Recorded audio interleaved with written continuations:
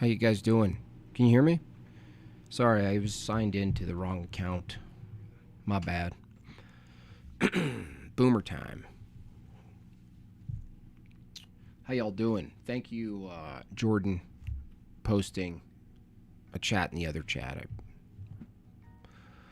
Austin Graham becomes a citizen. Thank you, Austin. Appreciate you. Hello, fellow bigots. Hello, bigot. Jimbob, you almost made me cry. Why, Nubra? Why? Why?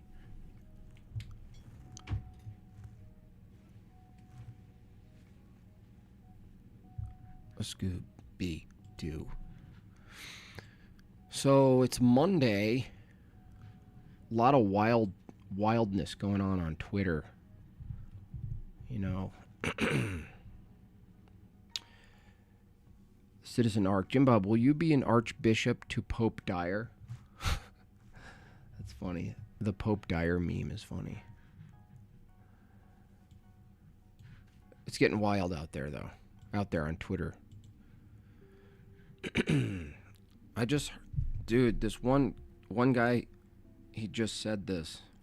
He says Muslims still get to the Father through the Son while rejecting the Son. I honestly don't even know what to say anymore. I don't even know where to go from there. Don't call me a bigot, you bigot, Jordan Lofgren. You're a bigot. No, you're a bigot then, if I'm a bigot. Candace Owens, yeah, that's what I was going to do today, actually. Someone referred that to me. I saw her talking. So let's do that. Let's look at the chocolatey candy popsicle.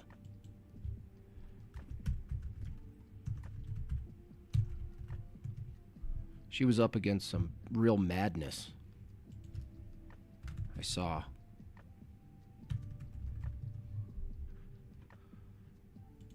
What was it? They were real mad at her. Take a look at some of these goblins of the dark. Goblins of the night. Am I quiet? Really? Check. Should be pretty good. Should be pretty good. Yo. Can I please join your bigot club, guys? Yes, you are welcome. You are here. Feeling patriotic? Not really. Just like crawled out of bed, basically. So clear, just crawling out of bed. 5 coffees later. It is weird that my vocals seem a little bit down there. Why?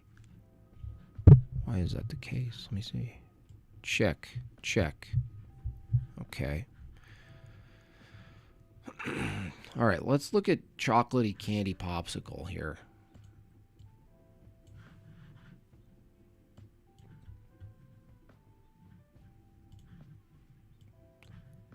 The liberals would be mad at her. They all mad at her. Dennis Prager doesn't like her either, though. Neither does Ben Shapiro. You veered off the path. Chocolatey candy Owens, you veered off the path. The narrow path of Israel.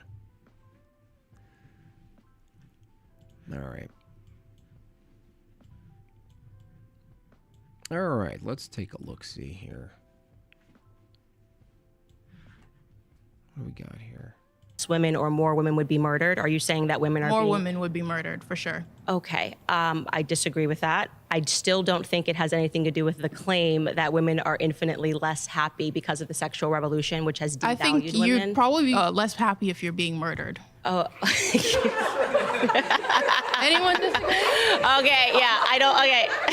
Okay. There is definitely a correlation between personal relationships and domestic violence. And just to be clear, Right. if we're talking about just like monogamous relationships, the most violent relationships that are on the books are between lesbian partners. Yes, when people snap. are intimate, That's not a true that is actually statistic. true. They No, are- the statistic you're talking about is people who have faced domestic violence. Lesbians, yes, are more likely to have faced domestic violence, but that's because they typically came from relationships with men in which No, they were mistreated. lesbian relationships are the most violent relationships that we have on the true, books. but we can move Statistically, on. they can fact check that claim. The point being is that it's not exactly a stunning statistic to say that when people are in relationships, period, whether those relationships are homosexual, whether they're But married, you're whether they're saying in the that home. the sexual Let revolution. me finish. I've let you try to The laughter of morons. explain how this is correlated to happiness, and I don't think it does. I actually think you're But when we just think about the gender binary, it's to have long-term entering the. Hello. hi there. How are you? I'm Candace. Nice to meet, nice to meet you. Julian. My pronouns are they them. It's very Mine. What are you, look at Candace Owens' face. interesting to think of it when we just think about the gender binary. It's how do we place value on human beings in general, and so when we think about placing value, that comes from a place of power, right? So I kind of want to get beers and go axe throwing with this one. I think that would be fun. I think let's select like the Victorian era. You have this dominant group of people coming from white supremacy, deciding who gets to have a proper status in the world, and so that is already like taking human beings and devaluing them. And so what the sexual revolution did was to help people seek out empowerment, which increased value, no matter the gender. Oh, gosh. The sexual revolution sought to empower people. What? By telling women their power is to devalue their sexuality, their sexual power, their leverage. That's interesting. Empowering women by removing one of their key power positions. So when it comes to sexual revolution, let's look at one contribution is sex education. I'm actually an educator. I bet you are. You're an educator. I teach 3-year-olds how to diddle themselves. teach sociology and LGBTQ studies. You study the LGBT. How do you study them, by the way? What is this? And I have I'm going to sign up. You know what I mean? Wouldn't that be funny if I signed up for an online LGBTQ course and then I just streamed it until I graduated? Like you guys like tutored me through it? absolutely seen the positive outcome with the sexual revolution and sex education and seeing people empower themselves. And with Yeah, the power. Yeah, the 80s were super empowering for the gay dudes. that comes safety when it comes to decreasing STIs, abuse, sexual assault.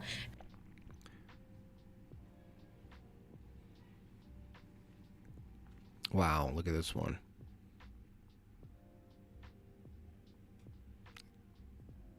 Wow. I mean, what? Why are you dressed like Stevie Ray Vaughan? What the? Again, Why are you dressed like Bob Dylan? What is going on here? people get to empower themselves of all genders. And I know earlier you mentioned about violence amongst Barbara Dylan.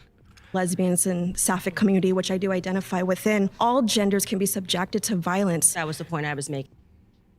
All animals could be subjected to violence. What's your How point? much to have you actually take one on stream? Take a test? You mean, what do you mean take one on stream? Like an LGBT course?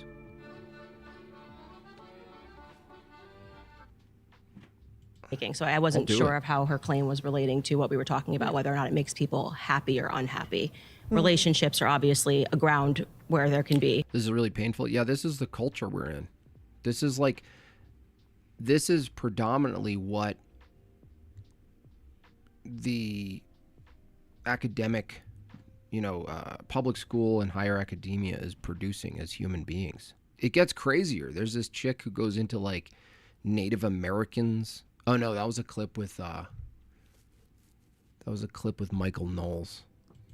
Yeah. violence. I guess I could just wrap it up by saying, like, if we all have wrap it access up, to like lady. You're saying that women have been devalued, right, by the sexual revolution. This like kind Just of tuned in. presumes two Like things. what's One, happening, that but most assaults happen in communities who look like this goblin. That's right. Is this the lady that DPH covered or debated? Sounds like the same lisp. there has been a loss of worth, right, for women. think So you're it saying is. that women have, as human beings, lost worth. Women who, prior to this evolution, Well, worth is one thing. That's like kind of metaphysics. Even if you stayed out of worth or value, I would go to leverage, that they lost their leverage. Women lost their leverage through the sexual revolution. sexual revolution were worth more than women today. I would say that, yes, women have devalued themselves by becoming overtly According to sexual.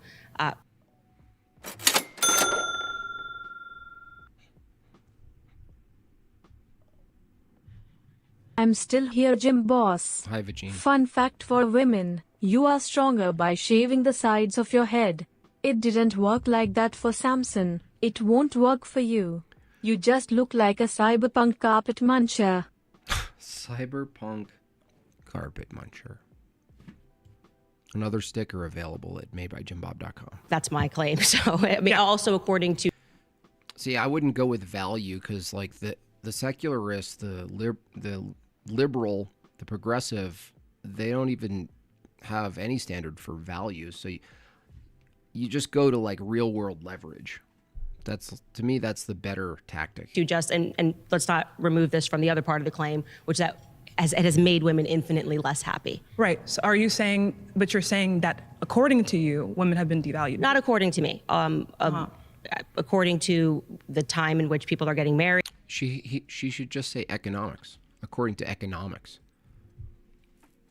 Like, straight up look at the progressive and reduce humans to the progressive, reduce humans to objects with available things. So in this case, a man is an object under a progressive view that has either skills or brute force or not. A woman has the ability or not the ability to have children or be a mother or give you sex. These are all things. If you reduce it to the progressive view, you can actually critique them from the position of pure currency, pure dehumanized currency. How difficult it is for people to find a partner that's willing to commit to them. And I think that's in large part due to the fact. And then the progressive has to tell you why humans are valuable, whether they're women or men. Christians can do this, but they can't. So you might as well just operate in their paradigm and say, hey, women have sex to offer. If they offer their bodies to more and more people, just basic economics demonstrates that the value of that particular thing that they're offering goes down. That women are offering sex for free because it was a major component of the sexual revolution was this idea. So a woman's that, worth is tied to her sexuality. It's not tied to, well, absolutely. If you're going to be having multiple partners, you are going to be devaluing yourself. You're do worth agree with less that. Yeah, as a human being. No, that's not the argument. not as a human being, just, in terms of trying to. No, you just say your vagina. You should, Candace Owens should just say crudely, if you offer your vagina, she should just say it. If you offer your body and everything your body has to offer another person, the more you give that away for nothing in return, the less the value is. Have a partnership and a productive relationship. Certainly men are not This is actually This a is council. actually a council all the Disney princesses. It's funny. going to be clamoring to have a relationship with somebody when there's the market so is a man- throwing them. A man's response to your actions is what defines your worth, right? Yeah, well, yeah, I would say No. that I would argue that what makes women actually happy is family. So if you're interrupting, so just to connect the dots for you, when women are This chick on the right is equivocating with like value. Like, that's why you should just get strict and call it economics. Like, just economics. Talk to these people about. Having sex with multiple partners, it devalues them for men, right? For men. So, yes. So men define a woman's worth. Well, I would say both of them kind of define one another's worth, because I think the ultimate goal for people to be happy is actually family. Okay, so And I wouldn't go the happiness route either, Candace. That's a bad approach. Happiness. you're saying Not work. in all cases, a woman is going to be more fulfilled in regards to family. Like That's exactly what I'm saying. And this is going to work in all cases. You're saying there's no individual case in which a woman can feel, fulfilled without being tied to other people.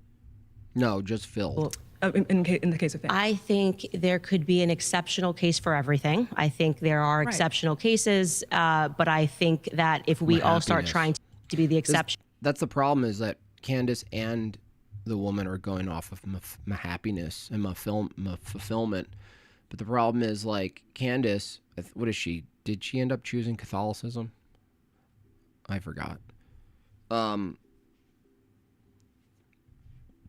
That argument falls apart. So, because of being if ultimately you're going to try to pull people to what you propose is a Christian view in this case, then you're going to have to go to duties.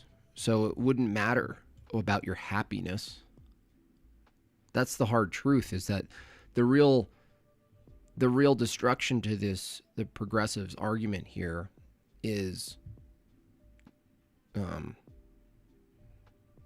that your happiness, your personal happiness, isn't the most important thing in life. as opposed to recognizing the rule, which is that people in life are more fulfilled when they achieve Candace is a liberal. Yeah.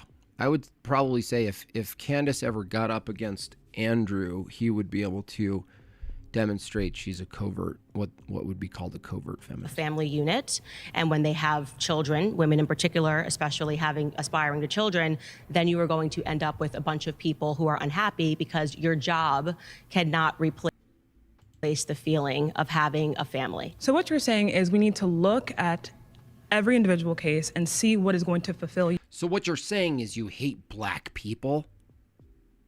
you, or what is going to, I guess, essentially predict your happiness more. Because if we look at, for example, the Nordic countries, right? Dude, the entire feminist movement, Candace. See, Candace is wrong here. These types of jubilee things are absolute garbage. Every single person that comes up to contest is just a low-tier clip farmer. Except for Andrew, that one time he was there. Also, RCs aren't Christian. So, yeah, you're right. H. Brosy, thank you. So, the problem is, Candace, the whole foundation of feminism is selling women their own happiness through liberation. The problem is Candace is coming along and going, yeah, but you're wrong about happiness. This is happiness. And it's like, the lie is that happiness is the thing you should be selling to people.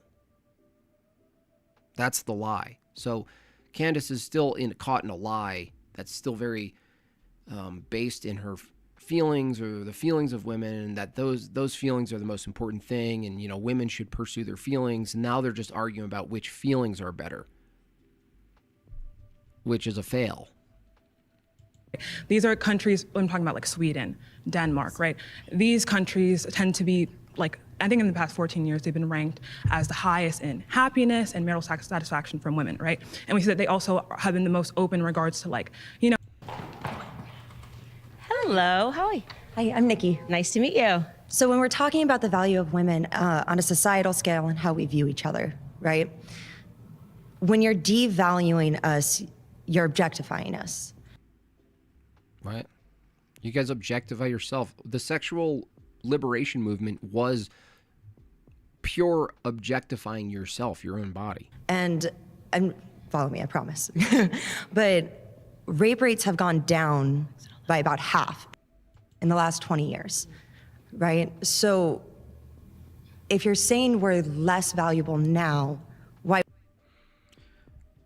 San Fact Check says the rape rates over the last 20 years are difficult to track because the FBI changed the definition. Interesting. Wouldn't we be suffering at a higher rate?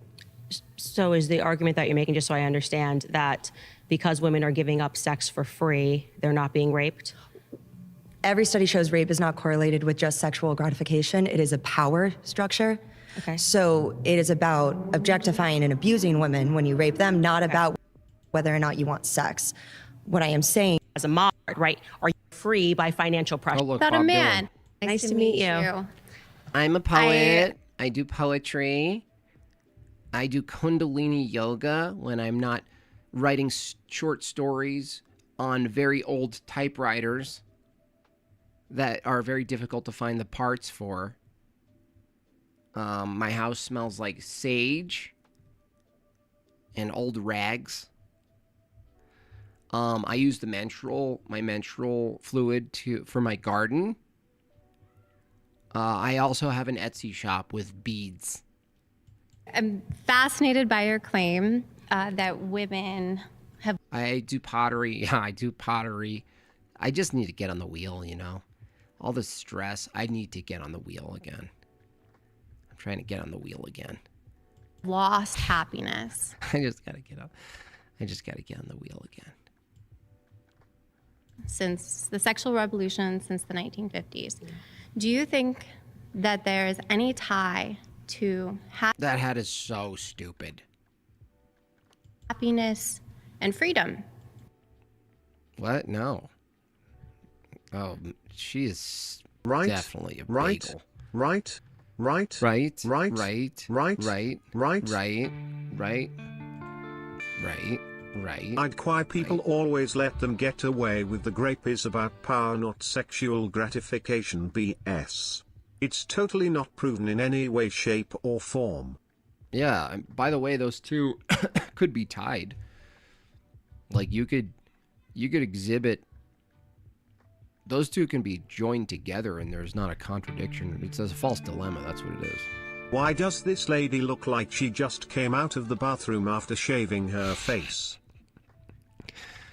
And happiness and choice. Because since 1950s, since the sexual revolution, women That's such a stupid argument, lady. Because you can have free choices and still and make wrong choices.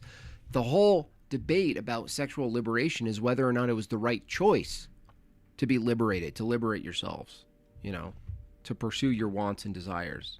That's the whole point. women have gotten exponentially more freedom and more choice. And for me, as a mother me? and Oh, goodness, you're a mother. as a woman, having See, it's like a weird half win. You're like, you want women to be mothers, but then you're like, you? the freedom to choose what I do, to make my own destiny, makes me infinitely more happy. You look really happy. Look at your eyeballs. Choose your own destiny. You don't choose your own. You can't choose the fullness of your own destiny. I mean, these people are such materialists. Than say Definitely a Talmud worshiper. back before the sexual revolution when I couldn't get a bank account, couldn't get a home loan. Yeah, the Orthodox loans. equals Christian. Roman Catholic equals prot-niggers equals Jews equals Mohammedan equals demonic heresy. The use of the word Christian nominally needs to dissipate. I agree. It should be way more strict. It's just become it's like the Troon. It's like the first Troon movement where you just self-identify and then there's no referent. That's what happens. That's what happened. Clearly, if we've gotten to a point where you can call yourself a Christian and say Muslims can worship the Christian God but deny the Son, obviously we got to put it all through a strainer. Couldn't work outside the home, couldn't travel around without a man, couldn't control my own reproduction. So I feel that Vagine? Vagine? happiness Oh, there's Vagine. Hi, Vagine. The whole My women couldn't shitbox get didn't credit blow up cards, and I made bank it to loans, from the etc. Rockies is to also be. completely 18 made hours, up. no power steering, baby. Going Thank to be you. starting catches soon with my GF. Thanks for all that you do, JB. Thank you for the super chat and the Bob chat. Garrett, that she talked over you again. The whole woman couldn't get credit cards, bank loans is also, yeah, that's made up. That's false. Women didn't want to, first of all. Second of all, that was like a protective element where they weren't the guarantors. So it was like a lot of the hesitation early on for women's empowerment was coincidentally a bunch of women, the majority of which said, no, I don't want that. I don't want to be, I don't want to potentially go to jail. LMFAO, I got the Stephen Hawking voice to pronounce Nga without even spelling it out properly. Stephen Hawking, yeah, that's funny. Personally, my belief is tied to our ability to have freedom. And I think that in the United States, protecting freedom and our individual freedoms is what's going to lead us to happiness. No. Did you go to college? Absolutely. Okay, great. Did you? So yes, I did. So you have a degree. Absolutely. Now, when you went to college, did you go to college because it was simply something that you wanted to do, or did you think that I have to go to college because in order to get a job, I have to have a college degree? I went to college for art because I was What a surprise. fascinated with art. Okay. Wow. It's just answering my question. Did you go to college? Was that the only reason you went to college, or did you think that I might want to do something in art, so I have to go to college, like for my career? I went to school because I wanted to expand my horizons. I mean, I think that's why most people go to Question mark? Horizons? university. No, Why so did that's you actually, go? That's actually not Why true. did A lot you of go? I went, and I think a lot of people go because there's a pressure that if you don't go to college, you're going to be a failure. It's a choice. Everything's a choice. So Okay. taking away choices doesn't make people happier. Yeah. Well, not really, because some of them, some of them in the long term, it does make people. If you're going to go by happiness, which is a terrible metric, by the way, the whole premise of this argument is flawed. But if you're going to be forced to engage with the happy versus happy, kids grow up as better people. If you want to argue being a better person makes you happy or whatever, you might end up being a good person out in the world and not be happy somehow. So it's possible. But if you're going to try to conflate the two and join them, a good person is raised by constraint. A good person is raised by parents who give them constraints and guidelines, not freedom, not ultimate liberty. In a But way, that- I'm freedom actually- doesn't make I'm- people I'm- She should go right into parenting. She said, oh, you're a parent, right? You're a parent, right? Do you think it's more important for your kids to do exactly whatever they want because they claim it makes them happy? Or is it better for them for you to intervene with their wants and desires, what they want to do, in order to give them some type of structure? She would be completely roasted right now. I'm disagreeing with you on the idea that people are feeling more free by financial pressure. I think financial pressure makes people feel remarkably less free. So you want no bank accounts again? Women not to have credit cards? I'm not So you want women chained to the bed? saying that accounts? women shouldn't have access to credit cards or banking accounts. You're putting words in my mouth. So why? By the way, the first time, what was it, 1970 something? Women started getting all their credit cards, right? And now guess what? Women hold 76% of the consumer debt. Now, I would simply ask this woman,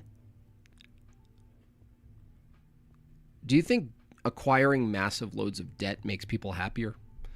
Why don't you respond to the words that I'm saying? Well, less financial pressure. If I don't have a bank account, that's a lot less financial pressure, I guess, right? Financial pressure in terms of most people that go to college, and I'm counting myself among them, it's because so Parents' extreme. expectations inherently from raising kids and having a job or deciding what they want to do with their lives. Why is that? I'm just curious. Why would having children, which is just a natural biological conclusion, be something that sounds extreme? I just said inherently. Inherently. That's the extreme. inherent expectation. Yeah. That's better for It's inherent because it's biological. So I think when we think about things that are inherent, I think biology is a good thing to start with, right? So biologically speaking, men and women come together, they form families, and that's the reason why you're sitting here. That's the reason that I'm sitting here, is because biology is inherent. Well, so I was saying told- it's just natural order that we're speaking about, right? Okay, let's break it down. So why do you believe that? Why do you believe that? Why do I believe that women Why do you inherently Guys, are happier? Why do you believe? Oh, happier. Yeah. Okay, Dude, you the keep happy stressing things. this word inherent. So, Yeah, okay, yeah. I think because it speaks to natural order and No, this is a bad argument. It's a bad argument if you're trying to defend a Christian view. You can go to natural order, but in nature there is disorder in nature because we are in a fallen world. So there's aspects, right? We're to keep some type of order. We're to align ourselves with order, but it's not nature's order. That's a divine just order, not nature. Nature's not the God. and every piece of life I think is enriched by You children. don't think it's natural for women to get to decide what they want to do with their lives? I do not think that saying women can decide whether or not they want That mustache is killer. to go to work or have children is problematic. What I'm saying to you is that women will get the most fulfillment from having a family. Because it's natural. It's just stupid, dude. Watching from my show. Stop, just dude. Lady. Chocolatey pudding popsicle. Stop arguing for the primary goal is women's fulfillment. What are you doing? It's natural, but Like you wouldn't look at men in society, especially from a Christian lens, and be like, well, we have to really focus on your fulfillment, your personal feelings about things. Like, no. Like, yes, it's like, we could look at it and it's easy to believe that women, when they have a child, they're going to experience something that's unmatched by any purse or lanyard or car or couch or anything, right? So yes, but the framework of this is terrible. It's way better to take the duties approach. Just be like, any one of you step up to this table and tell me from a feminist view what the duties of women are. Vagine wishes to be chained to bed. I am lonely and in debt. Anyway, may we discuss your vehicle's expiring warranty? Thank you. Warranty. So that's the problem with Candace's approach here, is that if she's going to argue fulfillment, then forget about women. Men should just do whatever they say fulfills them. Oh, it fulfills me. but also children are wonderful and beautiful and spiritually divine creatures. I mean, they're amazing. There's everything about having a child. Yes, it's a lot of work. It's beautiful. I hear that. Like, yeah. Okay, what if there's a little girl born and it's her dream, her entire... Yeah, he does have like I'll walk you home. No, it's okay. I'll walk you home. She's all, no, thanks. I'm getting an Uber. I'll walk you home. I'll walk you to the Uber then. I'll walk you to the Uber then. I'll walk you home.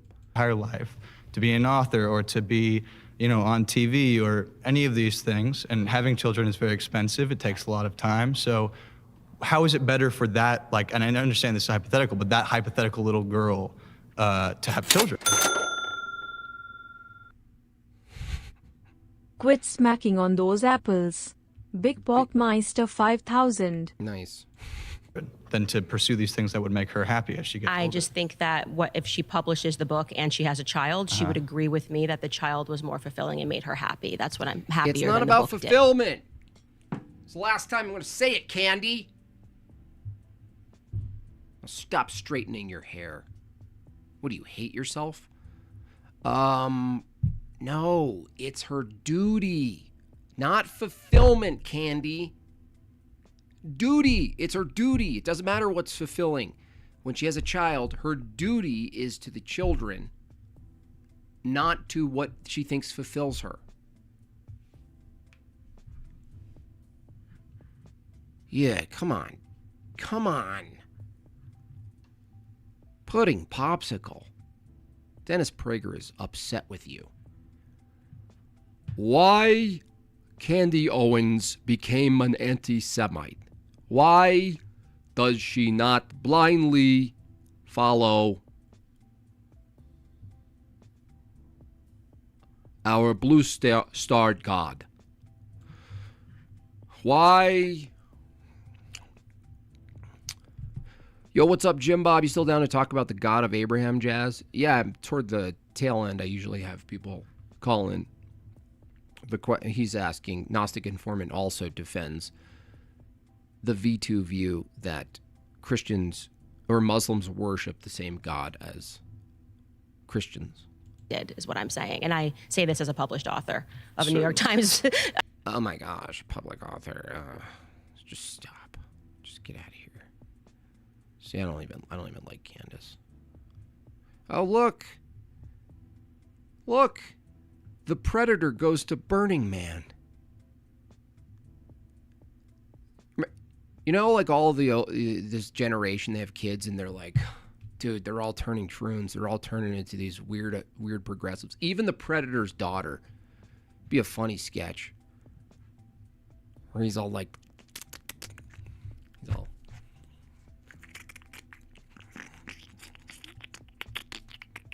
you're like, what did you say? Translation is like, I can't believe my own daughter. My own daughter. I laid out my legacy for her. This guy looks like Paul Rudd and John Mellencamp mashup. That's true. This looks like Rick James and the Predator adopted a kid or like outsourced a womb. Women make up about 47% of the workforce. Mm-hmm. If this were the case and that Now, she did open a pickle jar, so I will give her that. women were just inherently unhappy or unfulfilled working and would just prefer to be at home. Can you take that bar out of your nose? It's really distracting me. I don't know which eyeball to look at. Why She looks like a spider. Looks like she just added another couple of beady eyes. don't they?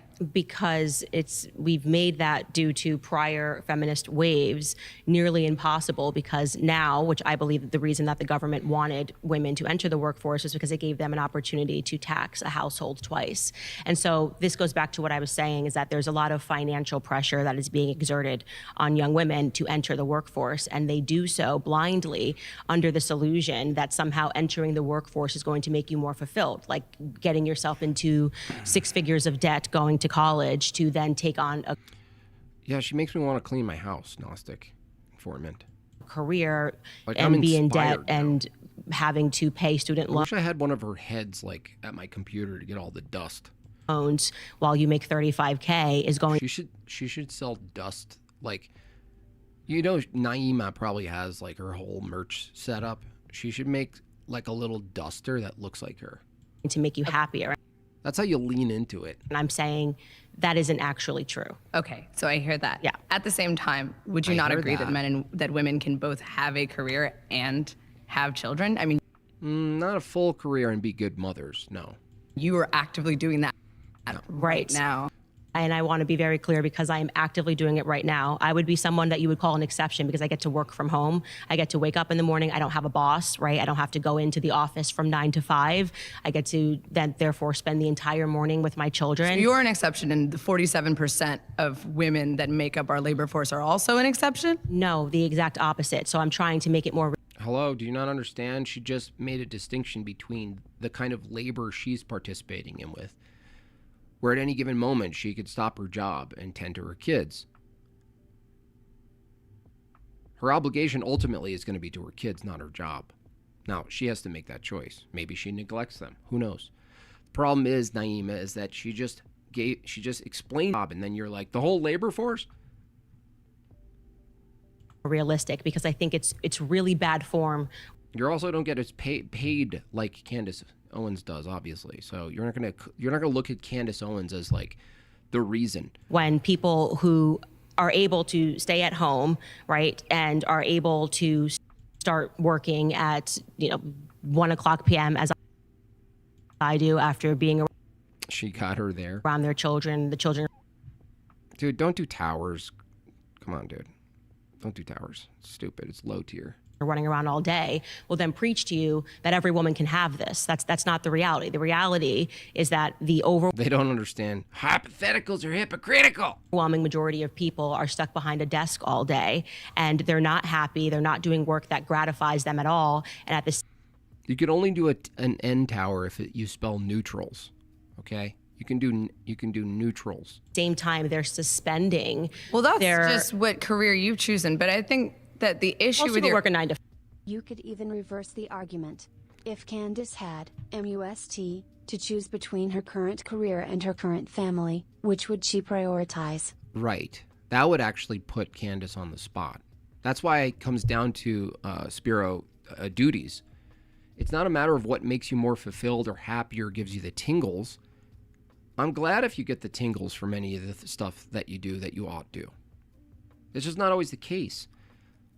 You know what I mean? It's like the dude doesn't always get the tingles by checking if someone's actually breaking into their house or not. But they do it. There's an obligation to do it.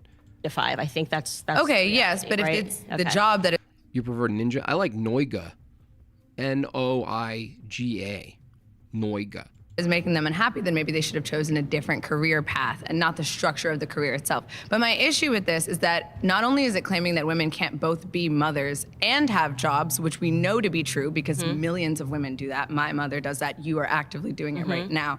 But it also is qualifying what every single woman in this country wants without any clear evidence. I mean, there's 169 million women in this country. How can you say that you know exactly what every woman secretly wants? Are you asking them? That wasn't my claim that I secretly know what every single woman wants. It doesn't matter what you want. That's the whole point. If you're a mother, what you want, your personal things you want to do and all this stuff goes away. You don't get to keep all of that. I'm sorry. That's the point.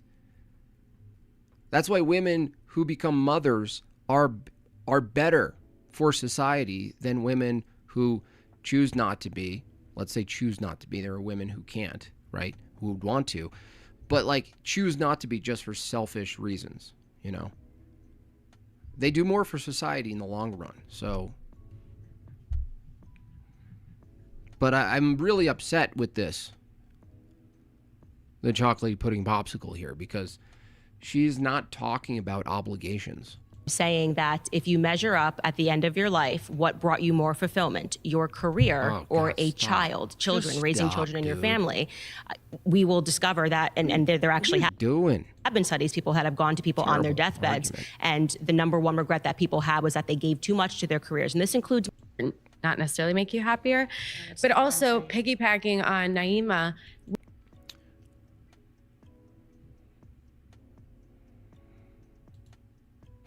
We don't live in an economy. Earth. Shout out to the moon and the stars and the earth. Would you agree with the statement, the Bible is reality and reality is the Bible? What? No, I don't even know what that would mean. Reality is a metaphysical category. We describe the external world, which it includes trees. So to say the Bible is reality, the Bible's a part of reality, but I'm not sure what you're saying there, Irf. Go to liturgy. Where people typically can have a one-income household. Right. Whether it be the mom or dad that stays home. And so I think, and you keep bringing up the 1950s, which... Because it was right before the fact. I just don't know if that's the period of time that you want to go back to. No, I'm just going back to the first wave of feminism. But you want to undo progress that's been... Progress? I don't know why I suddenly want to use a Q-tip. Progress? Done. So I'm curious as to what decade you'd be comfortable living in, especially as a Black woman. Okay. Oh, this is so low tier. Okay, so we're going to park aside the race politics. So I want... Honestly, she should say, you know what? Pre-civil rights didn't look that bad on paper, just so you know. Being Black pre-civil rights, the stats were pretty good. If you were a kid, let's say you were a Black child, if this woman asked, what era would you rather live right now today? What the stats today, of being a child of color or pre-60s, pre-civil rights? Well, it turns out the pre-civil rights that the families were together. They were, now, be it they went to a false church, if you're looking at just outcomes, they were in a cohesive unit, at least. They owned businesses. They had their own areas. They had their own culture. They had their own food. They had all sorts of things that were all bound in one thing. And then dude came along and put a reverb on, and everyone was like, he's using a reverb? That's right. I put a reverb on it. And I talk like a really charismatic pastor. And I sell you the opposite of lawful segregation is lawful assimilation. And we'll mix together all the cultures even though they're completely incompatible, and we'll call it equality. I have a dream. Nah, bro, you have a nightmare. We're in it. I want to focus on. Okay, then as a woman, what period of time do you want to go back to? Just as a woman, I think that it was probably a better environment for women when we understood that raising our children was fulfilling. But some women still do understand that. Right. And a lot of women and I'm one of them. And This is so annoying because every question is about what each of them think as individuals. They're not thinking in terms of like, what puts you in a better obligatory situation for society as a whole, not your individual wants. You know, if you're gonna go, what's safer for women on net balance? To be assumed to be home at 8 p.m. and never be out past 8 p.m. or be looked at like as questionable, like, what are you doing? Where's your family? Where's your husband? Is that safer for women? Yeah. It's safer. Presenting women as equal to men and saying like, well, I have this job and I get out at 1 a.m. and you know, I will have to walk in a dark alley to get to my car, but I'm liberated. You're like, all of the liberation that resulted in putting women in the same vicinity as men at all hours of reality, you know, hasn't been good for women. When they were at home, they were protected, but not only that, there was a social aspect. There was a social mechanism that shamed women, also men, by the way, for being out of the house at certain times. It just didn't look right. Like, what are you doing getting drunk at 10:30 p.m.? What are you doing? Where's your children? Don't you have children? Aren't you? Isn't it time to be a mother? There used to be this like based social shaming. Liberation withered the shame tactics for men and women, by the way, not just women. I'm here advocating for you to be able to live the life that you want and for other women to be able to live the lives they want. Do you have children? No. Okay, you have. No, but I run a hair salon and it's doing fantastically well. I'm almost done paying off my debt for college. And have you know, I have 3 credit cards. Have a career, I presume? Yeah. Okay, what do you work at? What field do you work in? I do hair. Okay. Oh, W's in the chat for me. Of course you do hair. Oh my gosh. Of course. Oh my gosh. Oh man. Don't ask me. Okay, wonderful. So I have both children and a career, as somebody pointed out. And so the fact that I'm saying that you will be infinitely more fulfilled at the end of the day. I mean, her whole presence is yappity yap while cutting your hair. Like, her whole thing. Like, I look at her and I just hear the scissors. Day by raising your children than you will be if you come home and you say, wow, I really crushed it dyeing somebody's hair today.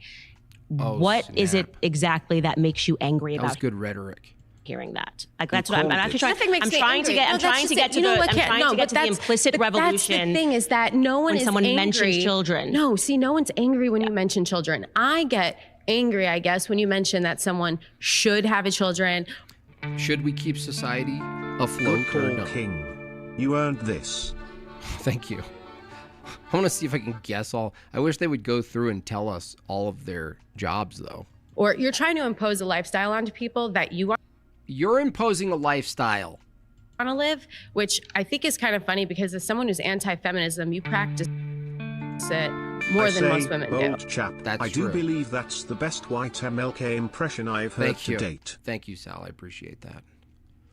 Thank you so much. I have a dream where little Timmy could become a Tammy by snipping his little dinghy, holding hands with Dehandra down the street. I have a dream. I mean, every time you get on your podcast, every time you collect a check, you're practicing feminism. Okay, that's what you think. And I wouldn't go that far. You could actually point to where Candace Owens is a feminist, but it's not collecting a check because there's nothing. That's not itself feminism.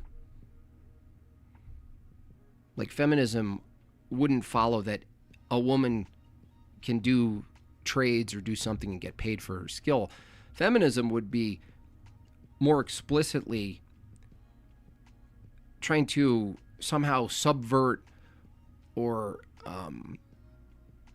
change the state of operations where men were primarily in power, the patriarchy. But I'm through debating this stuff, I realized that that's actually impossible. It's a logical impossibility. So feminists can't actually undermine the patriarchy. Weak men could make a weak patriarchy, but women and feminism can't undermine it because it still needs a patriarchy, even if it's a weak one. No, that's what it is. Because actually, without feminism, you wouldn't be able to exist. Yeah, people keep saying. Without patriarchy, no, it's the reverse. Candace needs to sharpen up on this. Candace should say, without patriarchy, you don't have feminism.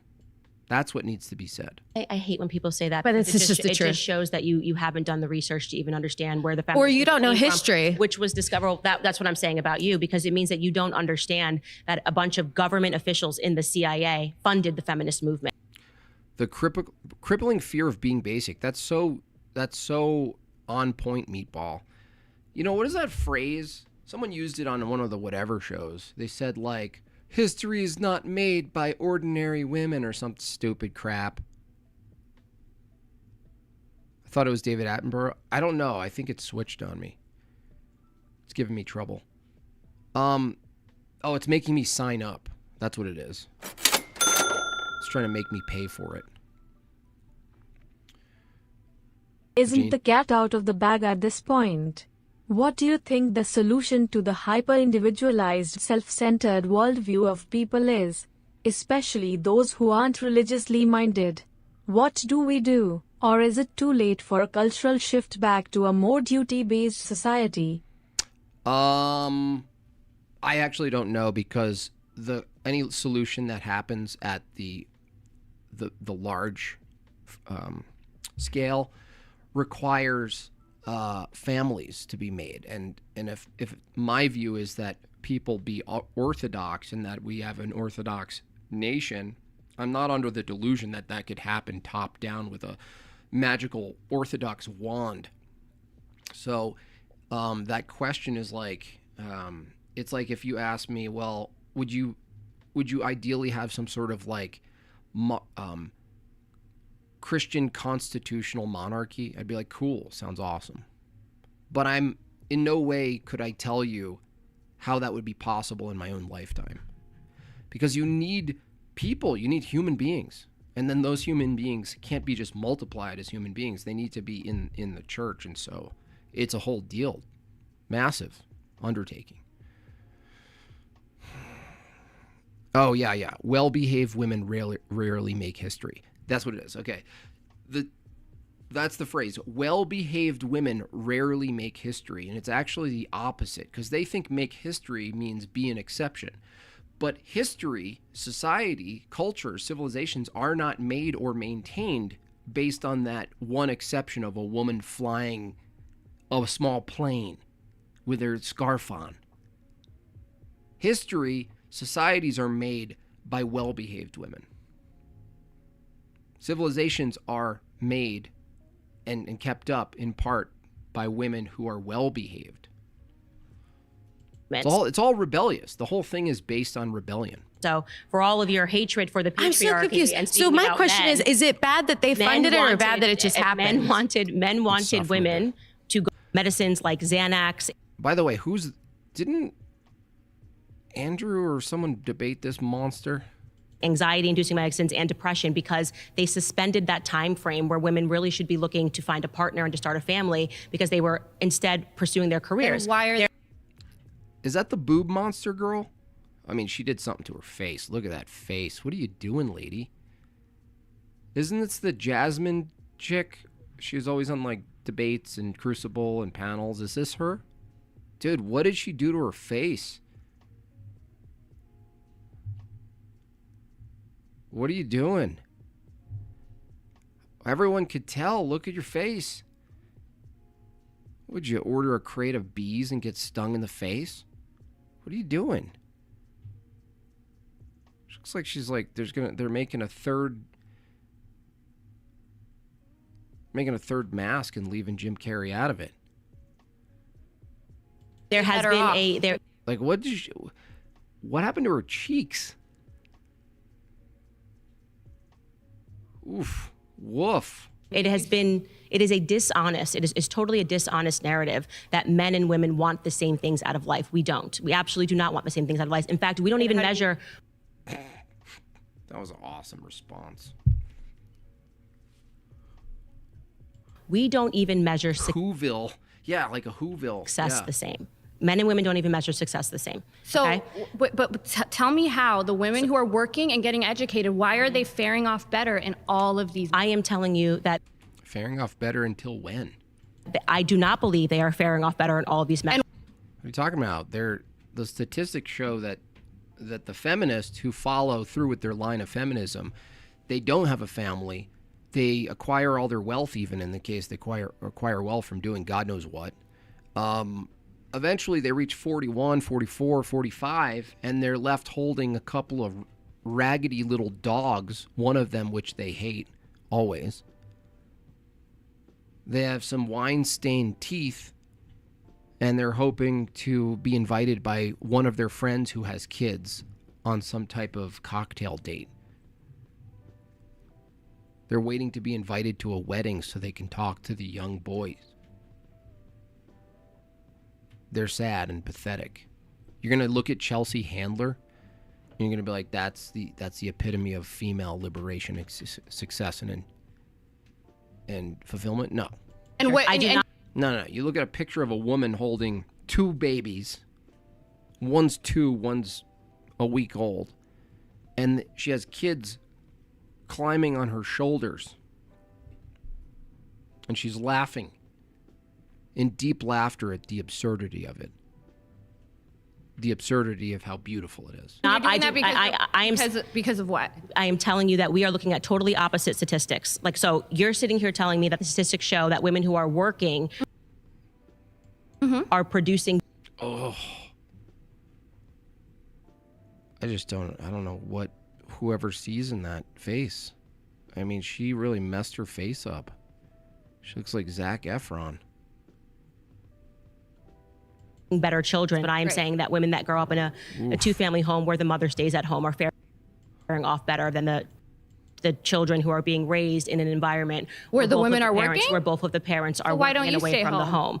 I do get to work from home. No, but that's the irony. I mean, I've watched your show. You talk about all the nannies you hire, and it's so hard to find a good nanny. I never talked about all of the nannies I hire. Yeah, but you have. I spoke about how difficult it was to find a babysitter who knew how to cook a meal, and that's because you don't need a babysitter. You're already. You could retire right now. You have to let people respond to you when they're speaking. You don't want to. Is that one of the Wayans brothers? To respond to you when No, you don't want to. You want to be working, which is great. You're telling me what I want now and then accusing me of telling you. Wait, you don't want to work? Can you just let me finish? Because you was yelling at her. Said so many words that what you're trying to do here, like she sounds like sarcastic warlock. Argument style is I'm going to say so much, not let her get a word in, and then walk away and feel like I've won. We're not having That woman's 29. Yeah, that kind of checks out. The conversation because you've not letting me respond to even one of your points. Okay. What I am saying to you, first to answer what you just. She looks like she got punched in the lip. Yeah, she looks like Liu Kang did a bicycle kick at her face. Said, which was a lie. What I spoke to you about. And I'm not saying that based on what her face looked like. You know, she was like kind of like chunky, but you know, she had a fairly symmetrical face, but she did something to her face. On the weekends is that it's been increasingly difficult to find. L stream, what happened? Did I get booted? They shut it down. Jubilee, dude, it's commentary. I'm literally commenting on it.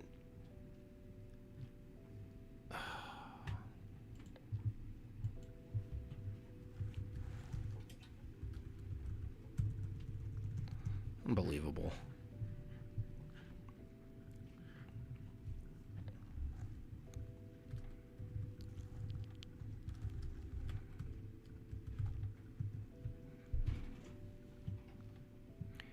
Candace got us.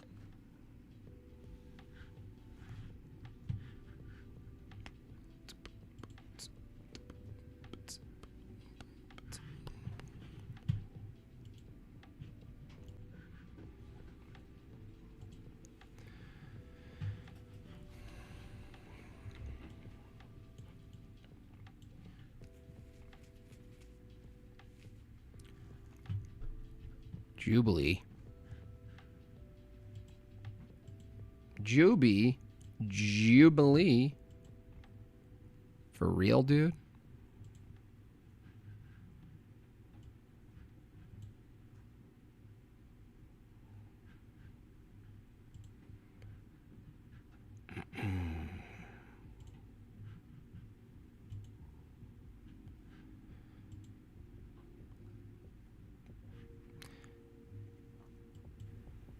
Jubilee. Why you do that? So they don't... Wait, so Jubilee is the only channel that you're not allowed to review in real time? I'm confused. Unbelievable. You can't play it, but that doesn't make any sense. Part of YouTube is that you're allowed to review things, no matter what it is. What the hell, bro? Whatever, dude.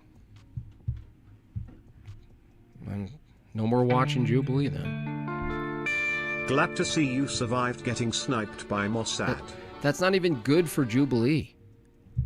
That's not good for Jubilee. So I don't understand. Like, if Daily Wire reviews a clip of a stream from Jubilee, do they get... I don't understand. I don't care. I don't need to hear them ramble. I don't need to hear them ramble about stuff anyway. Who cares? You're not being transformative enough. Maybe not pausing, talking the whole time. It's just silly. I mean, forget Jubilee then. You know what I mean? Get out of here. I'm done. Oh, let's go back to this guy. This guy's got to be... Shout out to the Christian King Apologetics with 386 subscribers. Yes, I'm gonna punch down. Don't tell me I can't punch down. So this is our boy, schoolboy. And we'll just do a little bit of this. I want to reiterate how low IQ Christian King is.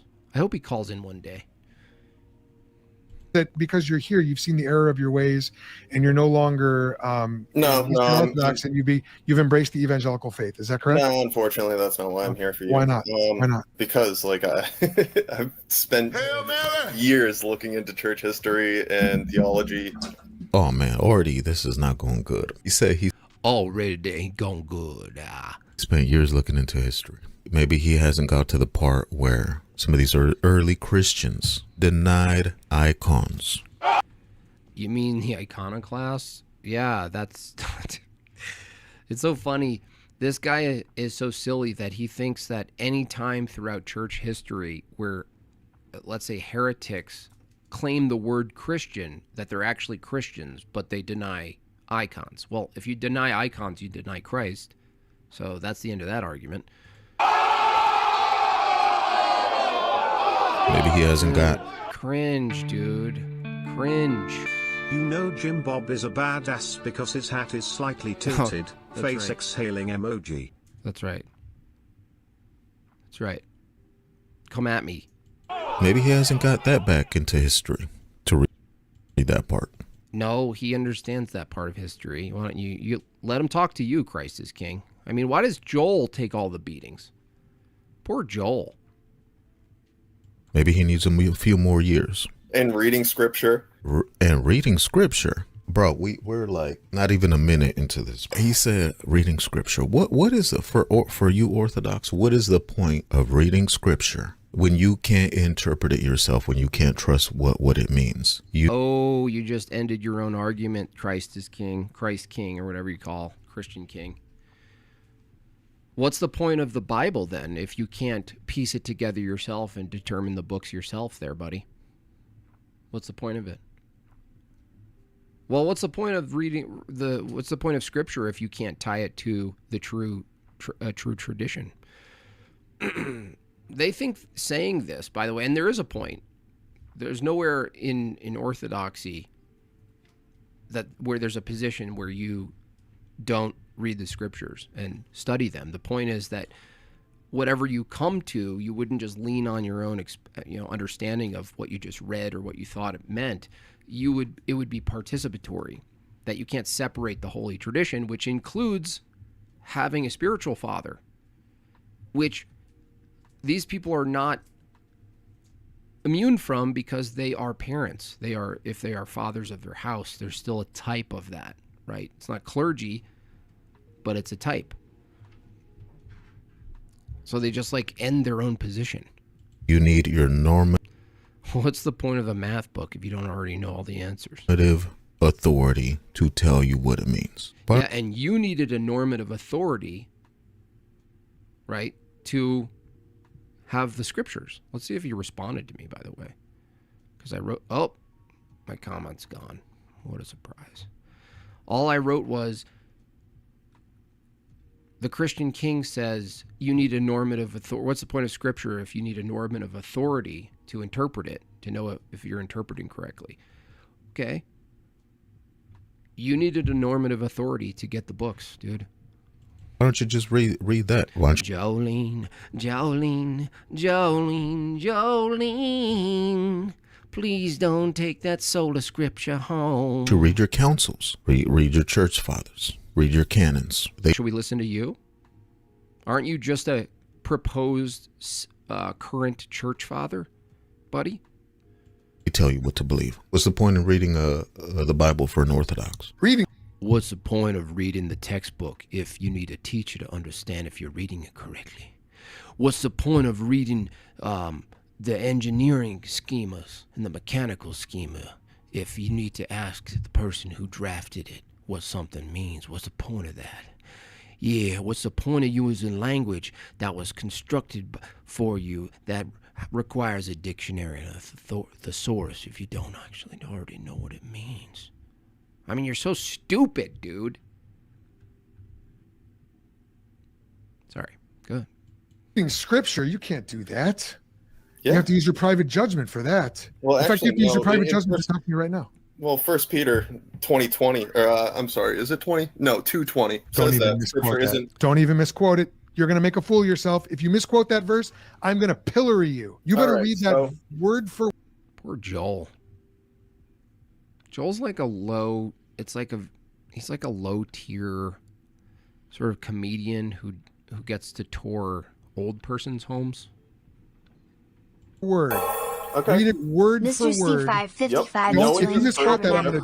I'm gonna knowing obliterate this you. verse that every prophecy of scripture cometh not out of private Oh my goodness, man. This is Oh my goodness, I love the sound of my own voice.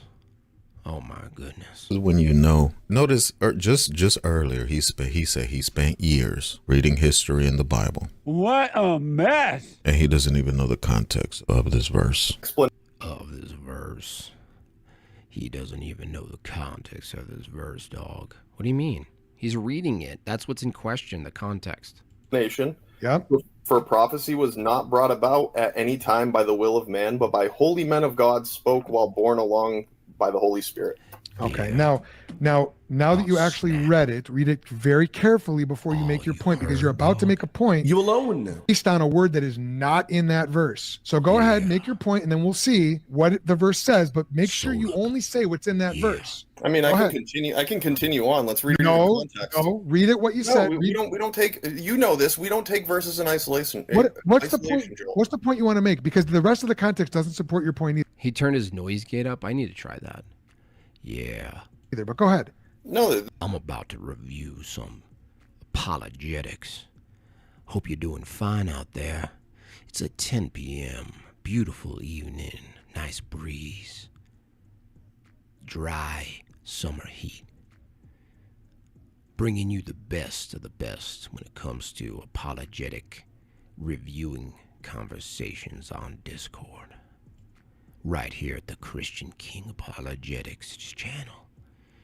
Yeah. I think the rest of the context does. But What's your point? Hold What's on. your point? Let's go to the scripture, Joel. I know this is what you like. Yeah. I'm being charitable, and I'm using your standard tonight. By going to the Bible, that's very charitable.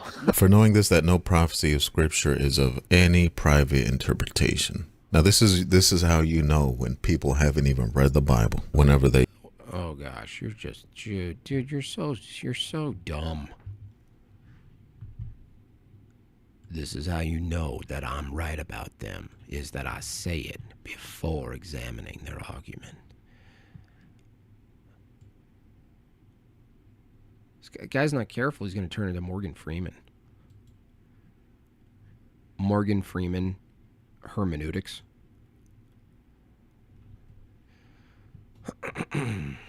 Yeah.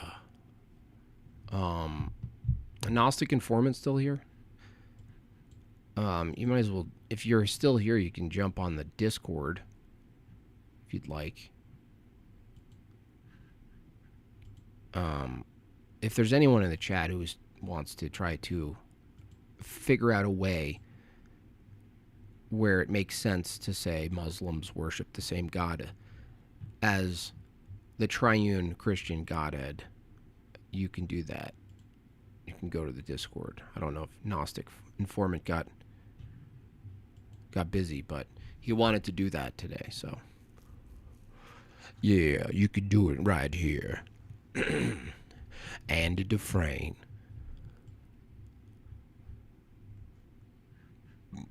Andy Dufresne. Be there in 5 minutes? All right. Feel free, anyone else. Discord, livestream VC. Of course, I have to be able to get in there again. Oh my God, please don't do this to me. Please. There we go. Oh, okay, it worked. The livestream VC topic. Gnostic informant's going to come and try to argue Muslims worship the same God as Christians.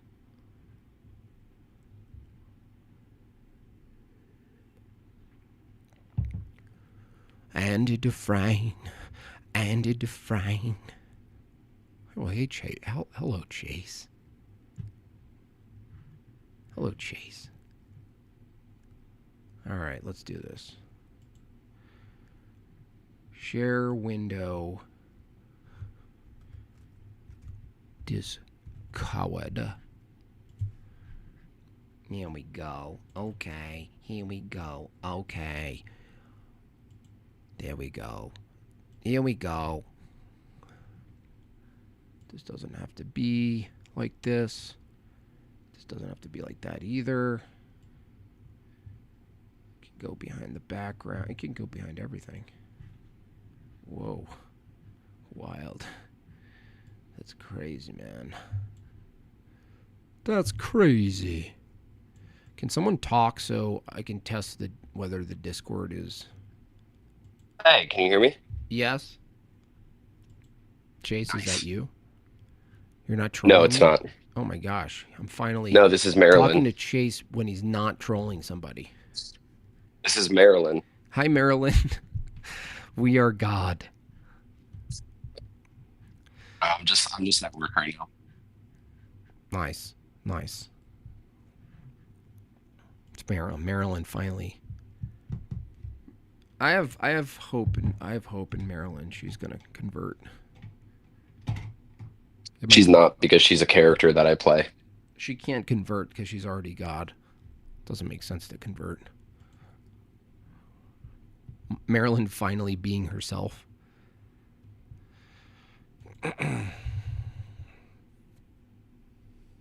How's the music going, Chase? Where can people find your music? What? They can't yet. What do you They mean? can't. Oh, okay. They can't yet. You guys can't yet.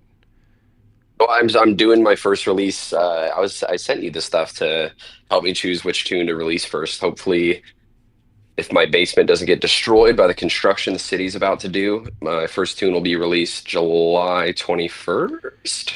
I didn't know that you never released any song. I thought it was those songs you were just working on, but you've had other things out. I played on other people's stuff, and then I used to gig an insane amount when I was living out in Colorado. But this is my solo stuff. This is the only stuff I care about for like me releasing. The stuff I played on for other people's records, I'm not a big fan. Okay. All right. And you can attest that it's not gypsy jazz.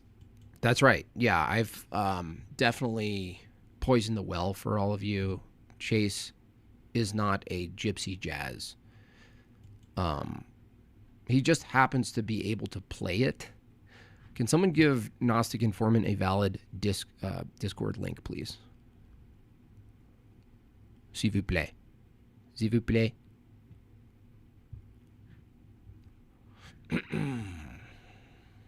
S'il vous plaît.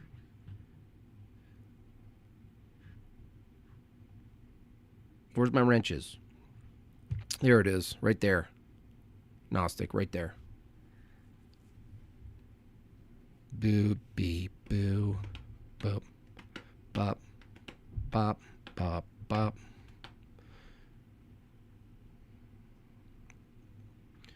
So the context of this conversation that's about to happen is it's finally come into the surface after many years. I think, what, Chase, 1960 V2 made their... Yeah, it was the 60s. 60s. And I talked to Jay. Was there any upset early on? We were just not aware of because we're youthful.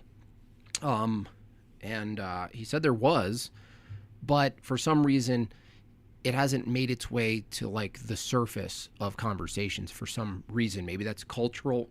Chase, what do you think? What is it? Just because it's like nerdy apologist stuff where you get more granular as you study, but generally people don't go in that far to look at the consequences of this position?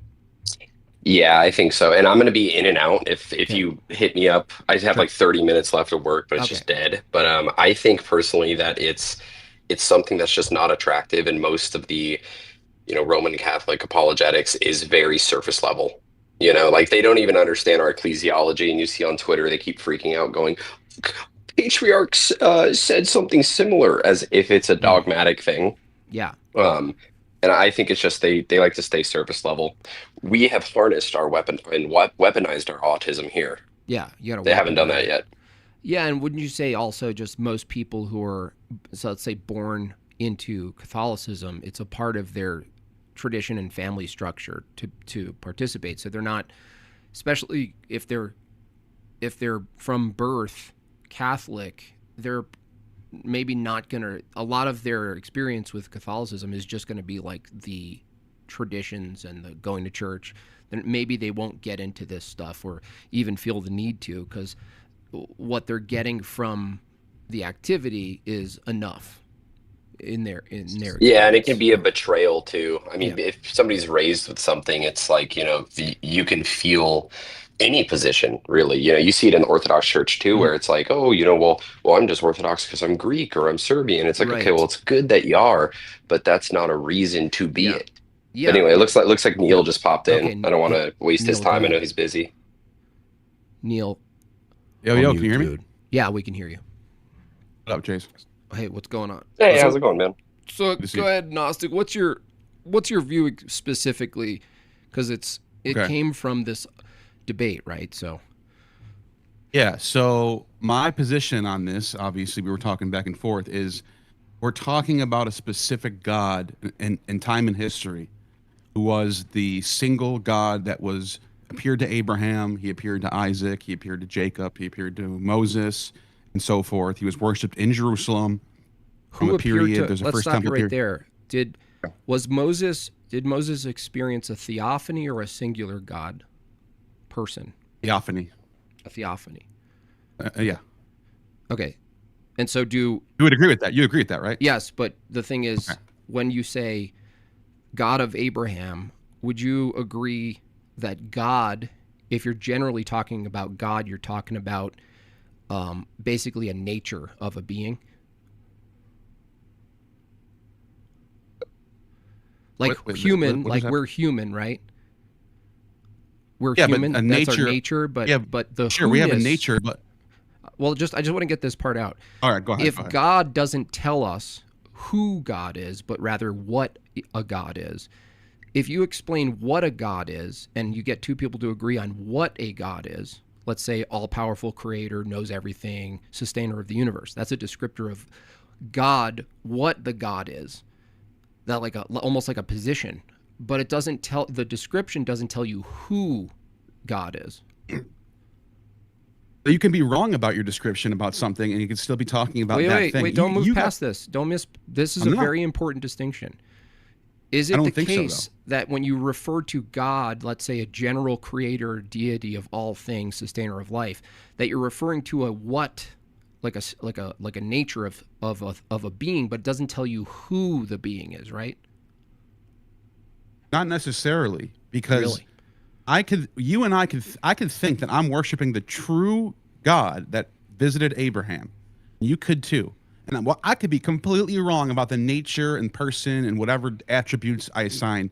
I could be completely wrong and still be thinking that I'm worshiping the one God that Abraham was was the prophet. But that's you thinking it. So this is where the question comes down to what structures or systems are in place that dictate whether you're hitting the same referent or not. And if we just say, well, I think I'm hitting the referent, that means I am, that's going to end up in a really bad position. That's such a weak form of linguistic Yeah. Like philosophy. I use the I same don't think so. example for a baseball team. If you're a Bostonian and I'm a New Yorker and we both have the same statement, I adore the best team on the East Coast, right? The best team on the East Coast, if it exists. You believe you have the best team on the East Coast, and I believe it too. And I could just say, if you're the Bostonian and I'm the New Yorker, I can just say, no, you just think you're adoring the best doesn't team, work. right? But it's Doesn't not work really because the same best reference. team. The best team can be applied to Shiva, Dionysus, Odin. Anyone can think they have the best team. But when I say Boston Red Sox, I'm talking about a specific team. So Well, now that's a rigid designator. Right. So this is the Yes. thing. The Boston Red Sox is specific, and now there's a structure in place and parameters that say I'm referring to this team, the Boston Red Sox, a team So owned by this guy in this city. Is not the God of Abraham a rigid structure now that brings us to one Well, we single God? believe. Well, yeah. Sorry, keep going. Well, and so I was going to say the only way for you to be right is if there was a demon trying to pretend he was the God of Abraham and contacting Muhammad and saying I'm this God, but really he's just some other demon. So he Well, would still yeah, he that'd would be be Satan. wrong. He would be mistaken in what God actually talked to him, but he still thinks he's talking to your God. I mean, But that's pretty much what we think. him thinking it that's doesn't have honestly- anything. Wait 1 second. Him thinking it doesn't have anything to do with hitting the referent. Right. And again, someone's system, like our system, for example, says that the God of Abraham is the Father, Son, and Holy Spirit. So to say, no, they are hitting it. Well, if somebody has a perennialist framework, they could try to make that argument. System's going to break down elsewhere, but we have a structure in place that says, no, it's Father, Son, and Holy Spirit. Not that's the God of Abraham. That's like saying that you and I are looking at a picture on the wall, and I'm talking about this picture, and I think the picture is, I think it's got a chilly vibe going on, and you're like, no, I feel a warm presence from this picture. We're not talking about two different pictures. We're talking the same picture, and we're describing it in different ways and having different attributes towards it. Right? Well, so this is where with the analogies that the Roman Catholics were trying to do, this is where they failed because there's what's called a verification principle, right? Where it's like, okay, but we're looking at the same empirical thing. It's a picture, and that's different than when it comes to God or a system or a whole host of things. So a better analogy is this, right? Suppose I'm adopted, but I never know this. And I always say, oh, my mother, I love my mother. My mother does this. She has this color hair. She does these things for me. And I'm referring to the woman who raised me, who adopted me. And I thought she was my biological mother. By your logic, I was always referring to the person who's actually my biological mother that I never met. So I was never even referring to this person based on my intent. So my intent never matters. And now language is all going to break down. Right. That's why I said the only way for you to be right is if there was actually some sort of demon that was possessing Muhammad and lying to him and saying, I'm the God who visited Abraham and Isaac and brought the Jews out of Egypt. And that's exactly what we think. Well, and in that's that a case, jump. I don't have any problems with Well, that. I wouldn't even say that. I wouldn't even say that. That's a jump. So like, it's a jump to say it must be someone being, deceived. People's intent can be off and they can miss the mark, like with that mother analogy, without any intentional deception going on from an external thing at all. But your intent is going to matter when it comes to reference. So if intent doesn't matter when it comes to referencing things with language, dude, all language is going to break down then. Yeah. So if I'm not mistaken, I can steal man real quick. It sounds like you're taking a theosis standpoint. The only way to actually contain theosis is to know the specific character, personhood, and all the attributes of God in order to get closer to this God. Right? Is that what I'm hearing? No, well, he's asking me, second, schoolboy. okay. He's asking me. He's literally asking me a question. let me just finish up this interaction. No, I'm not even saying that. Though, of course, theosis, you're going to have to be participating of the sacraments and things like this. So no, it's not even that. It's that your intent has to matter when it comes to what you're referencing. If not, you're going to end up in linguistic monism, is what I'm pointing out. What about my analogy of the painting we're both looking at? Does it become two paintings because of our intent of what we think about this painting? No, we're both saying, oh, look, there's a painting, and now the meaning behind it, that's a different thing in question. And what you're talking about is some empirical thing, and the verification principle is just empirical evidence, which when you're talking about paintings, that can be fine, right? But different things, right, are going to be, and different references and different senses are going to be different. So the analogy, what's in question, you're smuggling it into the analogy. You're saying we're looking at the same painting. I'm saying, no, you need to demonstrate it's the same painting. Yeah, okay. That's what needs to be demonstrated. In that case, I would go with, how many gods visited Abraham? One God, right? Singular God. Even if you think he's triune, it's one God. And yeah, and so Muslims claim there were, and according to their Quran, you have passages about Abraham, you have passages about leading the Jews out of Egypt to the Promised Land. You're talking about that specific God. There's only one of those gods. That's why they mean a different. They mean. Do you think God means one thing, or do different systems believe God is different? Right.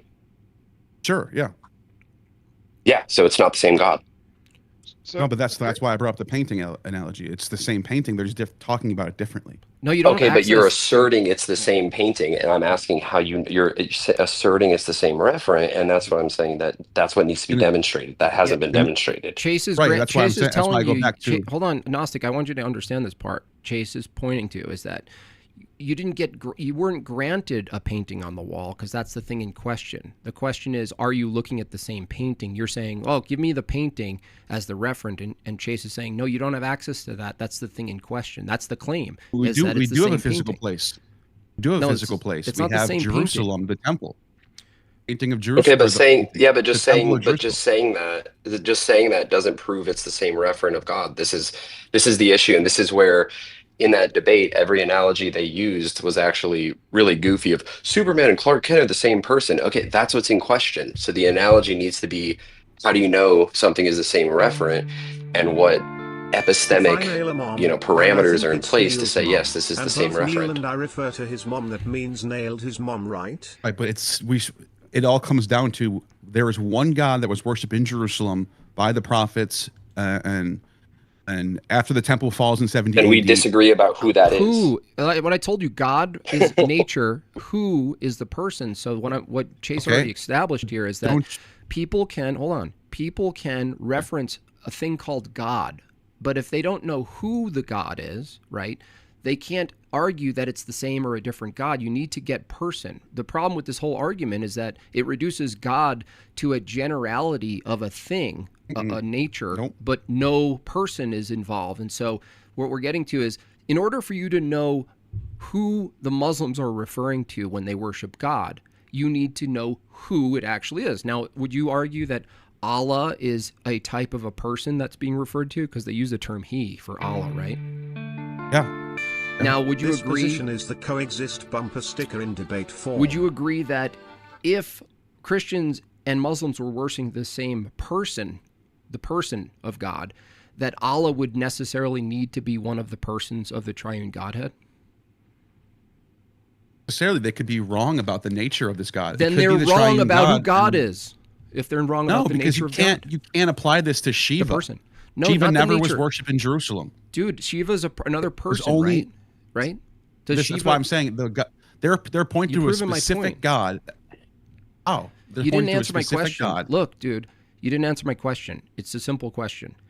If Allah is referred to as a type of a person, right? I know Allah means God, right? But it's a specific being they're referring to intently when they worship Allah in the mosques and they prostrate to Allah, right? If there is a being or a type of person, if Allah has any type of personhood at all, if someone claims worshiping Allah is the same as worshiping the Christian triune Godhead, then Allah as a person would need to be one of the triune persons. I didn't say worshiping him was the same. I said it doesn't matter how they worship him or what they think about him. It's objectively that God. Dude, so you need to demonstrate that, though. You just keep saying it's objectively that same thing, but what we're referring to is totally different. It has totally different essential properties. Even the nature, you can't. What we believe God's nature is totally different than Muslims. So you need to demonstrate that. That's the same. Can I introduce a different framing to think about this? Right. So what if a retarded person with Down syndrome was referencing God? Like, would you have the same argument against that? I would ask him what God he's talking about. Well, like, creator of all things. You know, he just says generally what assumes to be the then he could be talking about Brahman for all I know. That's not specific enough. So if someone says I am the God, God of Abraham is a specific thing. Dude, if I say Moloch is the creator of all things, am I worshiping the same God as the Christians? No. Okay, no, so you didn't get. That's okay. So if I say Allah is worshiping Allah is the same God as the triune Godhead, how are you making that distinction? And Chase asked you, and all you're doing is using a phrase, God of Abraham, as if someone can't use the phrase God of Abraham and then pervert who they think God is. Then they're lying about the God, and now you're gaslighting the Muslims. If you go through the Islamic texts, but then they you'll still see think that they're Allah is worshiping in the fact people who are being Baal, lied to. the Still pagan think they're moon god. worshiping the same God. What does that have to do with? What does that have to do with the question of are they? Are they? That's what I even said I would agree. If they were being lied to, then I agree with you guys. It's a different God. Well, it's not even about lied to. It's not even about lied to. Their intent matters when you're referencing things. So if I say Neil of Gnostic, and who runs the channel Gnostic Informant, is a 4'9" Samoan woman, because I use the word Gnostic Informant as the channel and the same name, am I actually referring to you when I just described Neil, who runs? if you watch my channel, maybe you watch videos of me where my face wasn't in the video, it's just me talking, and you thought I was this characterization of me. You're still thinking about Gnostic informant named Neil. You're still talking about me. You're just wrong. How am I about still what I am. talking about? How am I still talking about you? Because you said Neil from Gnostic Informant, the channel. So there's Okay, only one how? of those. Okay, so no matter what, if I say, if I use certain designators, no matter what, I'm always referring to the same thing. Is that what you're saying? Unless you said my name and then started completely describing a different channel. But And like, I oh, just he's said a channel a on 4'9" Samoan woman. And Right, but and what Neil talks about, of who runs the channel Gnostic Informant, who's a 4'9" Samoan woman, what he talks about is how great Christianity and religion is and how it's true. Yeah, in that case, you confused me with something else. Okay, and so what was the symmetry breaker there to push it over into you saying I'm now speaking about someone else? Because that's not what my channel actually talks about. That's not what. Yeah. Amen. There we go. You got it. So, no, I understand that. dude. That's why I That's said it. if they're being lied to, they're being lied to about some no, other but demon. I where agree was the with you. was the lie? I don't know why you keep bringing in like a Cartesian kind of element here Okay, when let I me haven't give you put that in at all. let me give you an example of you mistaking me for this 6 foot or 5'5" Samoan woman. Whoa, and whoa, you whoa! go, You're "No, trying to get informant." extra inches. It's 4'9", Neil. Don't play this game with me. Neil, dude, listen. The moment you just said mistaken, Hold on, let me you say actually you actually assume there's a true who-ness to Neil, to his channel and everything. So that means there's a Right. proper That's one. why. But no. If there's a proper one and someone could be mistaken, if you say no, you're mistaken. You're not actually you're not, in this case, you're not worshiping the same referent, right? You just Right, proved but it let by me explain saying why. there's Let me the. explain why. Explain why.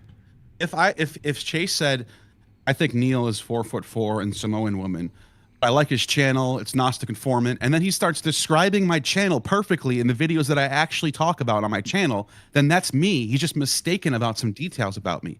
In the case of Islam, they are spot on that this is the God of Abraham who took the Jews out of Egypt. He's the God of Jesus. He's the God of David. He's the God of This is now getting it confused. So in the analogy before where you said no, if I misattributed what your channel was about, now I'm not talking about you.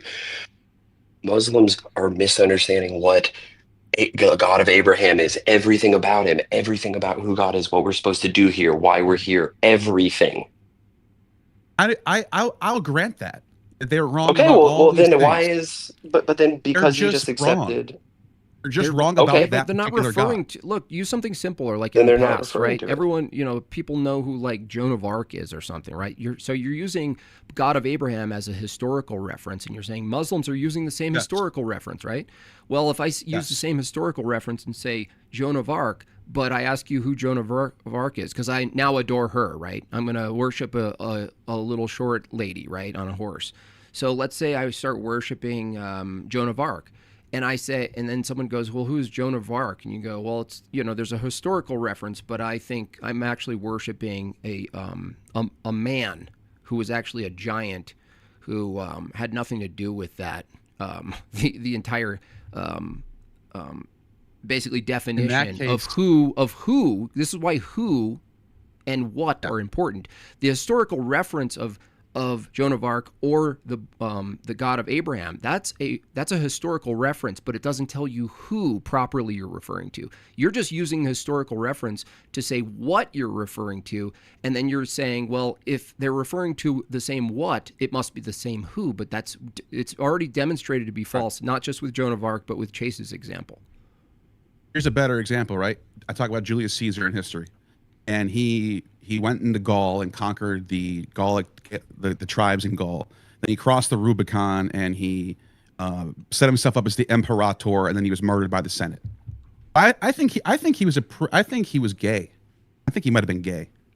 Did I just completely? Am I no longer talking about Julius Caesar? Or am I just wrong about that's different. Julius Caesar? That's different. That's another category error because you are already agreeing to the referent of who it is. You already established who it is first, who we're talking about. Right. Then you're establishing that who, what he did. Was he gay? Did he diddle men? Right. That's different than what we're saying. Is that you in this example where you're saying Muslims worship the same God as the Christians, you haven't established who who God is. You keep using examples where you grant yourself the who. Well, the who is in question, dude. Neil, you're familiar. I gotta head out. I know See you, Schoolboy. Chase. 1 second. I gotta head out. All Good to talk to you, Neil. I know Schoolboy. Sorry to interrupt. See you guys. Good to talk to you, Neil. Good seeing you. Good Have a seeing good you. one. Later. So Neil, you're obviously familiar with like John chapter 4 and Acts 17, right? The arguments that can be made, like with the Samaritan woman at the well. Christ himself says that you worship what you do not know, right?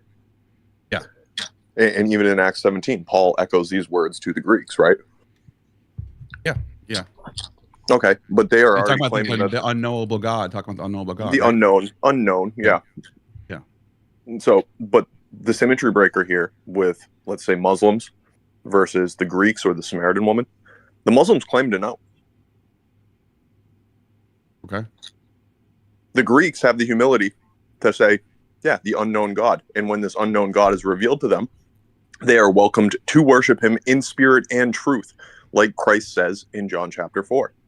He says, I've got the quote pulled up in the side chat. God is spirit, and his worshipers must worship in the spirit and in truth. Yeah, Must. I get that. That's a deontic must. It is a prescription. It is absolutely. It is an obligation. Yep. And you can use so, this. but then that is, you can use this. And how would they? Then why would Paul go to them and say, "You're the God that you're looking for is actually this God"? If they were completely off the mark on what the nature of this God. They were completely off the mark, being polytheists, and he's saying that even you are very religious people. He's like, but you even have this altar that says to the unknown God, and this unknown God to you, I come here to proclaim.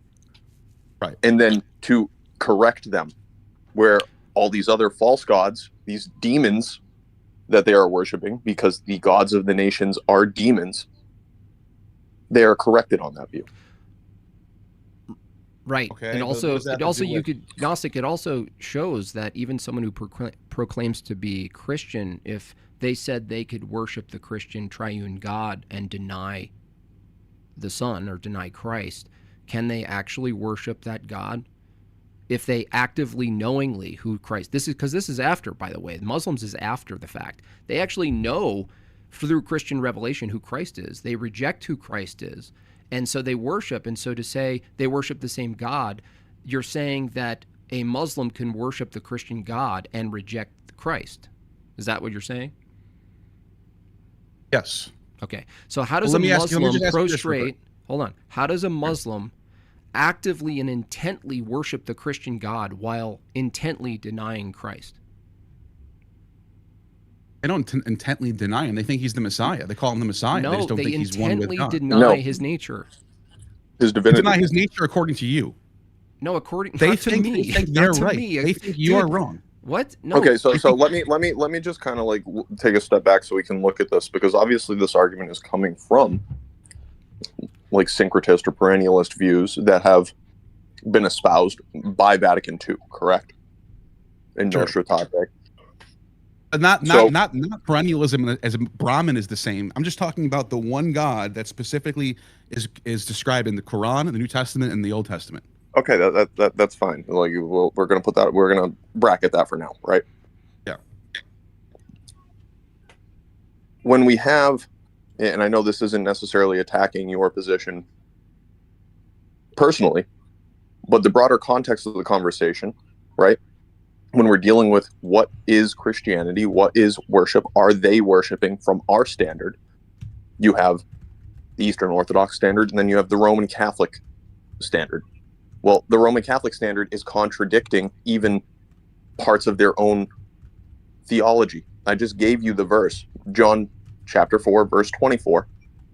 And it says that followers of God must, God is spirit, and those that in his worshipers must worship in spirit and in truth. And that could, the way I exegete that is that you can't get to this God unless you correctly worship him the right way. It doesn't mean they're trying to worship the God, though. It doesn't mean they're failing at worshiping this God. That's what I think that's what Paul says. I repeat that. So, and you talk about John 4:24. He says God is spirit. His worshipers need to worship him in spirit and truth, right? Something like that. Must. Yep. They must. So that means If to get to this God, you need to know, you need to be correct in how you worship him. You can be wrong in how you worship him and still think that you're talking about that God. What you think, dude, how many times are we going to say this? What people think they're doing, no, hold on. What they think they're doing is a different question of whether or not they're actually doing it, right? Correct. I can, look, I'll use another example. I mean, sure, think of it this way. Were the Amalekites that were sacrificing their children, were they worshiping the one true God? Not according to, not Yahweh. Gnostic, let's do a more crude version. If Matt Dillahunty truly thinks and believes he's betting a woman, does it mean that he's actually betting a woman? No. Okay. Jimbob, can I try an analogy that'll then throw right into that doesn't make any. Why'd you stop there, Jimbob? That doesn't make any. That establishes that what people believe to be the case is an independent question. But of what is the case. So if you say, well, Muslims, you keep saying Muslims believe they're worshiping the true Abrahamic God. Well, Matt Dillahunty keeps believing he's having sex with a woman, but he's not. So, but that's the point, though. What God do they? Even if I grant you that you guys have the truth about God and He's a triune God, and you guys are the only church that really has contact with this God through the bishops and Revelation and stuff. What God do the Muslims think they're worshiping? Not Christian. Ask them, right? Are you just gaslighting Muslims? Ask them if they're worshiping the Christian God.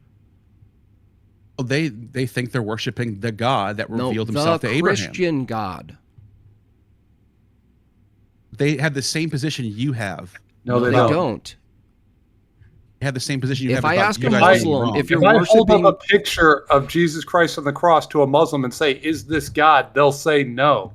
That's completely opposite to all Christians. So how's it the same God? No, because they think that they are truly worshiping in the right way, dude. Matt Dillahunty thinks he's having sex with a woman, dude. But that doesn't. Let me try this analogy with you, Neil, that I've been working on. If there's a murder that occurred, and the murder we'll say is analogous to creating the earth, okay, and you and I are witnesses to it, we're brought to a police lineup to choose the suspect. We choose two different suspects, but there's only one murder that took place. If you choose the wrong suspect, you're putting an innocent person to jail. If you choose the right one, you're correctly attributing the murder. The Muslims are pointing to a different suspect than us, and you're saying, well, they meant to point to the murderer, therefore it's good enough. No, you're putting an innocent man to jail then. They don't know because they don't have another suspect. They don't have any suspect. They just think they do. There was yes, they do. But in this situation, they replace it with Allah. There's a complete different description for Allah. He's not a father. That's first off. Yep. He's not triune. There's a complete other suspect they just made up. Yep. These are attributes that are you cannot that really are struggling to help you. You cannot objectively get to these attributes. How do you know who God is without the attributes? I can get to the Israelite worship of Yahweh in history. Look. You keep using the same fallacy, right? You're confusing. Fallacy. Yeah, it is. You're confusing the concept with the person. And so when you say the word God, right? People use the term God all over the place, right? All through civilizations. Yeah. You study this stuff. I'm not right? talking about the word God. Hold on. I'm talking about the word God. Yeah, you are actually. You're saying the God of Abraham. I'm not. Right. That's a historical reference. That doesn't. It's only one of those things. It's only one of those things in history. Neil, you keep referring to it as a noun. I already told you the distinction that matters here is the who. If God is a placeholder, that means God of Abraham, creator of all things, and you use the term God of Abraham, just the term God of Abraham doesn't tell you who God is. It just tells you that there's a God of Abraham. The question of whether or not Muslims are worshiping the same God as Christians, don't just stop at God of Abraham. Dude, you're not listening. You have to know who the God is. That goes back to my analogy about this painting thing. You can have different. We don't grant you the painting, dude, because that's the reference that people agree to, right? We're telling you the only way that your argument would make sense. Do you not think there was a God worship? Do you not think there was a God worshipped in Jerusalem? You keep saying a noun. We don't know who it is. There's only one of them. Who There's is it? one. Neil, There's the only there is no option. way that your argument would actually make sense and be consistent is if God had not revealed himself to humanity. Were you there? That's a different We question. have to Yeah, but I know. That's what I'm saying. You can be wrong about this. The Muslims can be wrong about this. The Jews can be wrong about this. But they all think they're talking about this one thing that happened in history. Neil, let me do this way, okay? If I say I worship the color red and someone else says I worship the color blue, and I conclude that they don't worship the same color, right? Right? They only worship red and they only worship blue. I can conclude that they don't worship the same color, right? Yes. Okay. But that's like Brahman and Yahweh. No, but this is the God. problem. This is the problem. In this analogy, what you're saying is that both Muslims and Christians worship colors. Therefore, they worship the same color. Yes. No, that would be like saying that they both worship a god, so they're the same. That's not what I'm doing. It is what you're doing, because you're not telling me who the god is. If you said they worship, you would have to take that color and actually apply it to something that we can both look at in history or physically we can touch. And go, there's this thing, it's this painting and they think it's blue, but look at it, it's fucking red. They're stupid. They're still talking about this painting. No, you don't understand. The difference is when you explore and try to argue that Muslims worship the same God as Christians, what you're doing, what's necessary for you to even try to do that is to look at God through the lens of a category, as opposed to a particular person. God? What's so the name of the Islamic what you do God? is you go, not really though. Yeah, definitely, because who is God? If you don't know the particular of who God is, it's just a category. God of Abraham, from your argument, is a category. I'm pointing to things objectively that all three of these books agree on. That he was this God in this particular place, in this particular time, at these particular Who is he? Nope. Hell. If you want to go back to Did the original God scripture, incarnate as a human and die on a cross? Two different answers from a Muslim and a Christian. They disagree. That's part of the who, Neil. That's part of the who. about that. One can be right about that and wrong about, and one can be wrong, and they still think they're talking about the same. They're not pointing to the same person on the cross. Then they're just different. There's just different opinions on what happened with this God in history. That means you have a who. That means you have access to a who again. Yeah. Now I'm willing to ask you, like, what is the description of God then that we're all pointing to? God that was worshipped in Jerusalem under the temple that was built by Solomon. It's a physical place that we can look at and touch. Are Muslims That's how in the world of science and history, you start from the known and go to the unknown. You don't start with the unknown and go to the known. We're starting with what we know for sure. Was there a God in Jerusalem? Yes. You don't start with what did he rise from the dead? We don't know that. That's just one particular group think that. But how do you start? How do you start with the knowledge that there was a God in Israel? That's a who. Because Israel's a real place in real time. We could do the archaeology. How did they get knowledge of God? The who of God, being that you can reference it in the past. Scripture. And how do we get scripture? People writing it down that lived in Jerusalem. No. From the Christian paradigm, how do we get scripture? Revelation. Revelation requires a who. I don't believe right? that. I don't believe that. I don't care if you believe it, right? We're doing an internal critique right now. We need someone. Dude, we need to be starting from the known to the unknown. Neil, stop. Okay. If it's the case, no, I don't care if you believe Revelation. We're talking right about now. that. We don't care about Talking about your methodology. I'm talking about your methodology. We right now. don't It doesn't make care any about sense. what you believe right now. What you're doing right now is comparing the Christian paradigm and what they believe about God and seeing if it compares and comports with the Muslim account of God, right? So that's why I asked you, how do you have knowledge of God? Now, what makes Christianity distinct from Islam, aside from Islam being totally built on complete heresy, is that Islam needs revelation of Christian revelation. Christianity doesn't need Islam. So that's why I asked, well, how do you have the knowledge? That's interesting. How do you have the knowledge that God exists under a Christian paradigm? You said the right answer. It's revelation. Revelation requires personhood.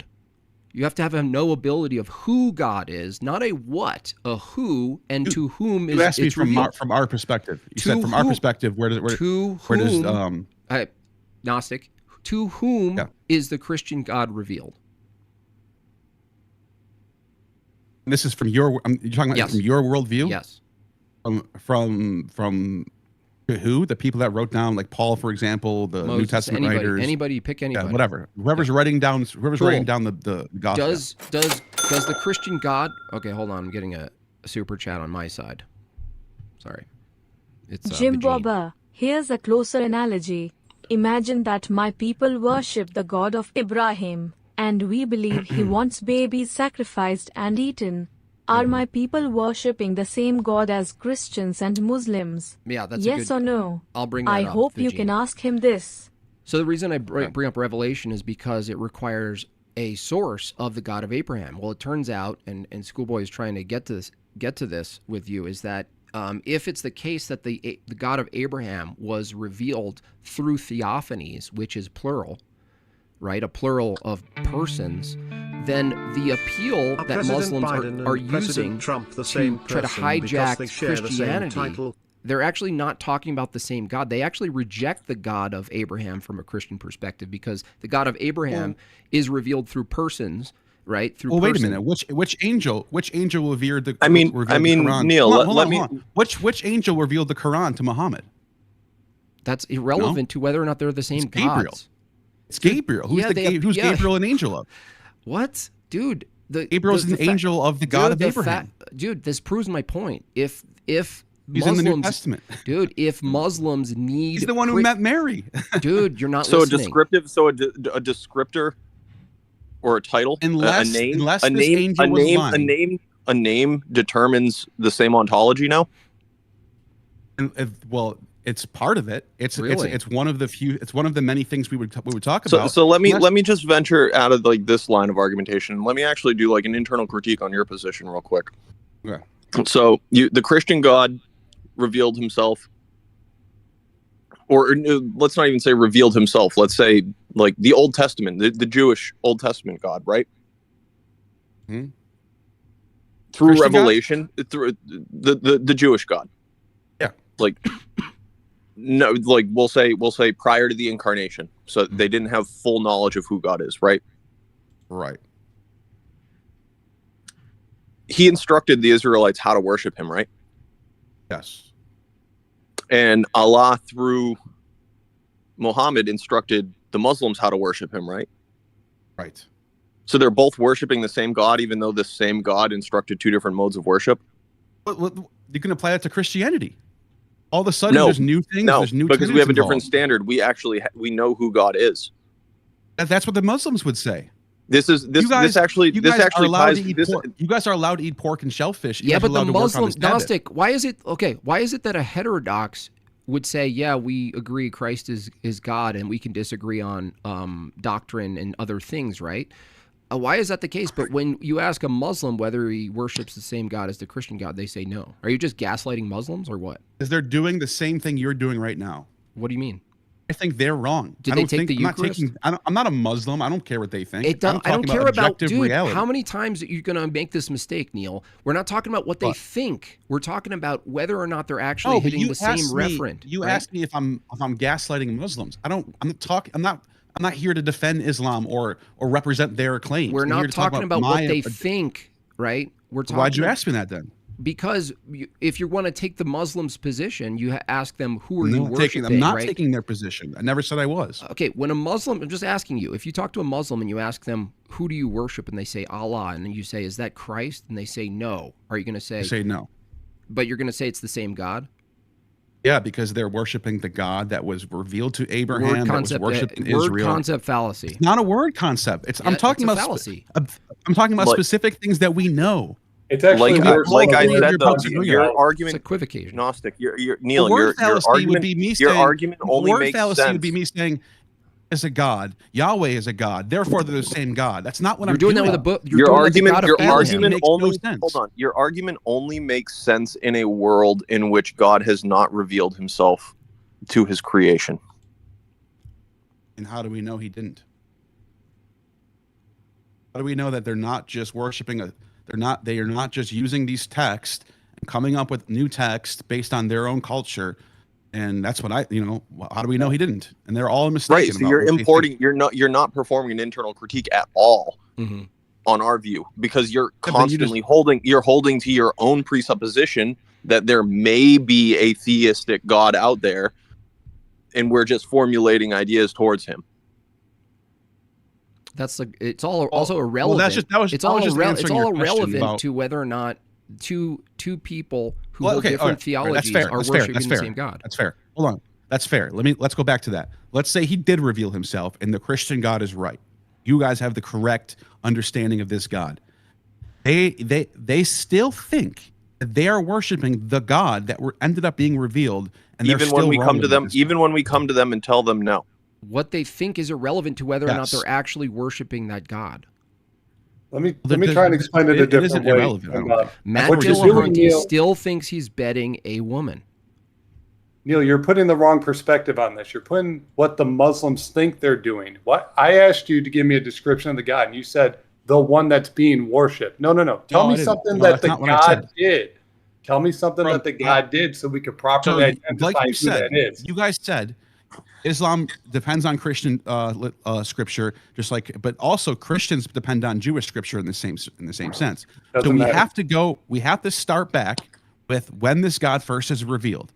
So we can talk about he flooded the world and Noah survived. That's in the Quran, that's in the New Testament, that's in the Old Testament. That's the one. Who created the earth? God. According to these three religions, they think that there was a Garden of Eden. This is very specific. Not all religions believe this. Garden of Eden, Adam and Eve and a serpent. They were kicked out of paradise. Was Jesus involved in the creation of the earth? That's only to John 1 that applies. But I'm asking a question about what God did. Tell me something about what God did. I can't use John 1. I can't presuppose John 1 to go into Genesis 1. Can't do that. I can only go to Genesis 1 and keep going. You go from the known to the unknown. We'll go with Genesis. So you don't think that we can show that Christ is the one who created the world in the Old Testament? No. Yeah. All right, I'll pull up the verses for you. Yeah. Okay. I was just waiting for that. That's fine. But while he's pulling that up, let me finish my thought now. Don't cut me off. You have Genesis. You have Adam and Eve. These are specific things that all three. Islam, Christianity, and Judaism agree on. Then you have Noah's flood. Noah survives. Noah populates the earth. You have Abraham coming from Ur, going to Syria and then down into Egypt and back out. You have his son Isaac, sacrifice, but the angel comes and stops him. All these things are all in the Quran. They're all in let's keep going. Jacob's 12 sons going into Egypt. Moses being led out of Egypt by this God. And then after that, David sets up a kingdom. And then his son Solomon builds a temple. And then Yahweh's worshipped in this temple for 500 years, all the way up until 70 AD when all this ends. That is all very specific to only one God. I'm not just saying there's a God and therefore they're the same. I'm pointing to things objectively that all three of these texts agree on. That brings us to one particular God. The thing is, if they disagree on who God is, they're not referring to the same God. I disagree. How can you say there's a doctor out there, the best doctor in Cincinnati, right? And you just assume that there's this history of the best doctor in Cincinnati. And then I say the best doctor in Cincinnati who works at 2301 Main Street. Hold on a second, dude. All right. If it's the case that there's multiple people who are referring to this best doctor of Cincinnati, and let's say there's a load of documentation culturally that's established on what most people think of the doctor, who the doctor of Cincinnati is. Just referring to the best doctor in Cincinnati doesn't tell you who the doctor is you're referring to. So it doesn't follow, Neil, that if someone says... No, it doesn't. Let me add to that. Hold on a second. Let me just complete it and I'll let you talk. If two people say, yeah, we're referring to the best doctor in Cincinnati, right? And you go, oh, yeah, I heard about him, right? If they go on in their conversation and they never determine who the doctor is, they may very well believe that they're referring to the same doctor. But the who-ness of who the doctor is what's going to establish whether or not they're talking about the same doctor. And this goes for this God of Abraham. If God of Abraham is this general term from the Muslims that they're using about the history of Christianity and Revelation, it doesn't follow that you know who they're referring to without a who. You need to know who, Right. not just the title. God of Abraham All is a right. title that you're using, and you're trying to make it so that I'm going if you beyond the refer God to- of Abraham. If you refer to the title, then you're referring to the same Give you being. location, Jerusalem temple. Only one God was worshipped That doesn't there for tell you hundreds of who. years. Is location a who? But you didn't. But you said in your analogy, the best God in Cincinnati the is best a doctor in location. Cincinnati. You didn't give me. No, you didn't give me a specific set of 2301 Main Street. I Even can give if you the you- exact place. Dude, guess I what? can go right where Yeah, the yeah, temple was. That right proves my now. point, dude. Neil, if I gave you an address, what would you look at once you found the address? Would you look for a? If there was one, if there was Neil, only one doctor, Neil, that you're not worked there. listening. You asked me a question. Neil, listen to me. If I think that 2 + 2 equals you 5 get and the someone else address, thinks 2 + specific 2 address in equals 4, Cincinnati do of we the have doctor, same the best answer? doctor in I Cincinnati, mean, we both think we have the what are answer you going to to 2 + 2. verify once you get the address and go there? I know who his name is. Who? How many years he's worked there for? Who? I don't know. Yeah, who? You said you're talking about a specific. Dude, you specific, proved my point, and doctor. you're like putting you'll have fingers in your ears. I just demonstrated that the what that you're arguing is not That makes what's no being sense. argued. It's the who. You just proved my point. This analogy makes no sense It because makes perfect in the case of the God, we know where he was, who he revealed himself to, things that he did in history that all three of these religions agree on. You didn't do that. They for don't the analogy. agree. You didn't say They don't on the agree. things that he They don't did. agree on theophanies, They agree dude. on the major Muslims don't aspects. agree on theophanies. What are you talking about? Yeah, they agree that this is the God that interacted with Abraham and then led the Jews The out God of that Egypt and then set up a interacted temple. in the Old Testament were they interacted through theophanies, right? So no, they don't agree on theophanies. But they just think actually they do in a sense they agree don't. because No, they don't. in the case of in the case of Islam, an angel reveals himself, Gabriel, Michael, whoever. What's a theophany? The same way that Yahweh revealed himself in the Old Testament. No, through that's not a angels. theophany. No, because an angel is a creature. That's how he revealed himself to Moses. That's how he revealed himself to Abraham. That's how he revealed himself to all these. God is right. Don't you think God can't be a person? God revealed himself as Christ to all You're the Old Testament prophets. conflating person and creature there. It's another thing. What Really? and who? Every time, God- dude. and the- so You you're just telling me you the just Old- collapsed all persons into creatures. What and who? No, but you Dude, just said he no. revealed himself as It's not a Christ. representation. You Yes, said he revealed Christ himself as is the one. Christ. Christ is The the one who anointed? appears in the Old Testament. This is very clear.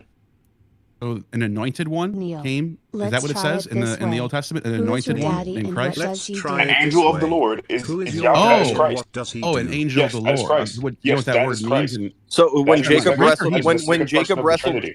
when, so when why, Jacob how many wrestled, Christs are there then? How many Christs when are Jacob when there? Hold Jacob on, let me just wrestled, You guys I'm wanna gonna go back keep to what this that guy open, or said. you want me to move How on? many Christs are there? They're going to be at How this many for angels of the hours. Lord are there? Dude lied. Many How many gods angels of the were there's That's one true. angel That's of another good Yahweh. point. that Well, we're why does it listening say right the now. sons of? Why does it say the Lol. 70 sons This of dude is a God leftist or the that sons has a of God in coexist Job sticker on his all car. The word set concept themselves up? fallacy. What are you? Cool, No, it's not. Barracuda. Cool Barracuda. No, it's Yes, you it not. just say no. That How? we're Yes, talking it about is. the God Explain of to me Abraham. how it's a word concept fallacy. You can't just say Because that. and then take we're speaking about a specific referent in the Old Testament that's being the uncreated angel of the Lord that appears and is accepted in the sacrifices. That's the only one we're speaking about right now. We're not speaking about any other No, sons of that makes God. no sense. I refuted That's your not a statement with. refutation. That's not a refutation. Yes, it Saying that is. makes no sense. There It's not a are many, refutation. No, it's many not. Elohim. What's the Many, argument? Yeah, if you can't grasp the distinction of who, What's I his just can't. standard for what a major aspect is? I can't. Thanks, Chase, for Just jumping on accept and the doing that fact early. that he's by the way. IQ and spiritually locked like the demonic papists. It is These a people demonic want the type of forever thing, real. dude, because Let them have it. once you realize he just disproved himself with the doctor. I said, oh, the best doctor in Cincinnati. That's equivalent to saying the God of Abraham. Who are you referring to? Well, the best doctor in Cincinnati, of course. Well, the God of Abraham, of course. Cool. Then he goes, oh, give it an address. Great. Let's give it an address. What do you do when you knock on the door and you want to verify whether someone is in fact the best doctor in Cincinnati that's being referred to? It's a who. Now this is a problem now because if you're a so-called Christian and you don't establish a strict view on who God is, and you allow God to be a what, it makes sense that ecumenism would be an option, because you can just say, well, no, it's a general concept. The Hindus and the Muslims and these guys, they're trying because it's a general concept. They're trying to hit the general concept. No, it's a who. You might as well argue, you might as well be on the side of Pontius Pilate, who asked Christ, what is truth, as opposed to who. So, it's just, that's all he's doing. There's a concept, but in order to know who, like, we could use this forever, dude. We can use this on the best basketball player in the 80s. Who's the best basketball player in 1994? Obviously, the most people would say Michael Jordan, based on all these things. But you still don't know who you're referring to when you say the basketball, quote, God, colloquial God. Who's the basketball? The God of the 80s, the NBA God of 1994. Oh, well, who is that? Well, what do you mean, who is that? They both think it's the same person. Oh, because of the basketball God of 1994? Yeah, they're referring to the same God, you know? Same basketball God, because it's of 94, you see. No, dude. You still need to know who God is, and obviously it was Larry Bird. Obviously Larry Bird. Duh. Anyway, I'm sure he's getting handled, so that's good. Who holds addresses, but whose? You think of what? It's like go find the God. Who? No, who? What? You're like, what? It's also silly. Anyway, 30 to 50, y'all. Maybe we transition into something more fun. Got booted from Jubilee. L's in the chat for Jubilee. What a bunch of losers. What a bunch of sick losers they are. Not cool. This is why I always apply it to actions. Who was crucified? Who? God. Who helped create the earth? Jesus. They stick to descriptions and not actions. That's right. Vagine, what Sounds do you think? like it's baked in Neil's position that knowing who God is actually impossible and everyone is just guessing equally. And Yes, that's based on what? Yeah, that's based on his view. He keeps teetering between his own view, external to internal, to then going to Muslims believe whatever. I don't care what they believe. They believe a lot of weird things. They think that demons can sneak in through your butthole if you fart.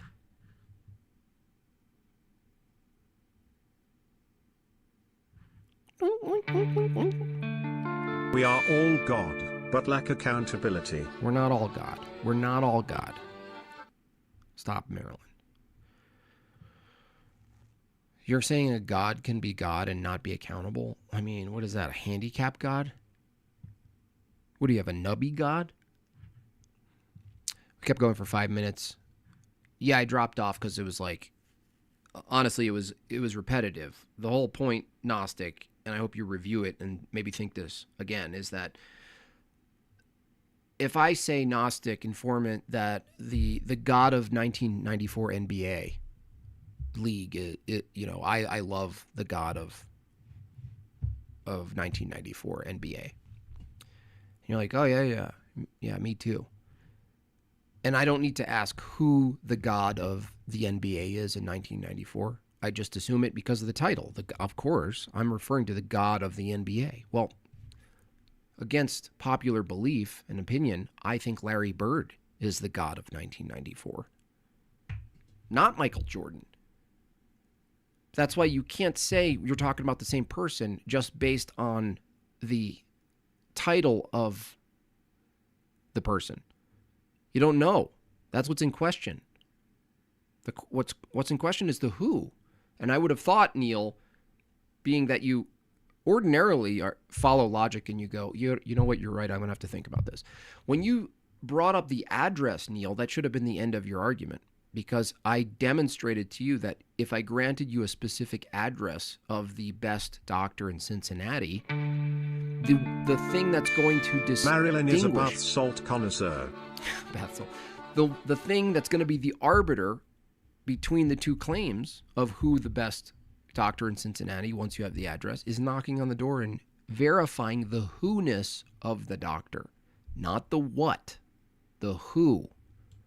Who is God?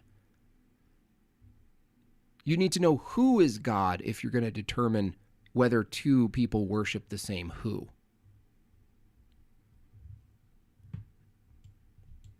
It can't be the what category.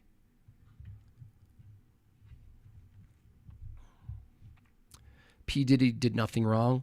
Stephen, it might actually be the case. He might be a big fall guy, honestly. P. Diddy, it's possible she did nothing wrong. It did nothing wrong.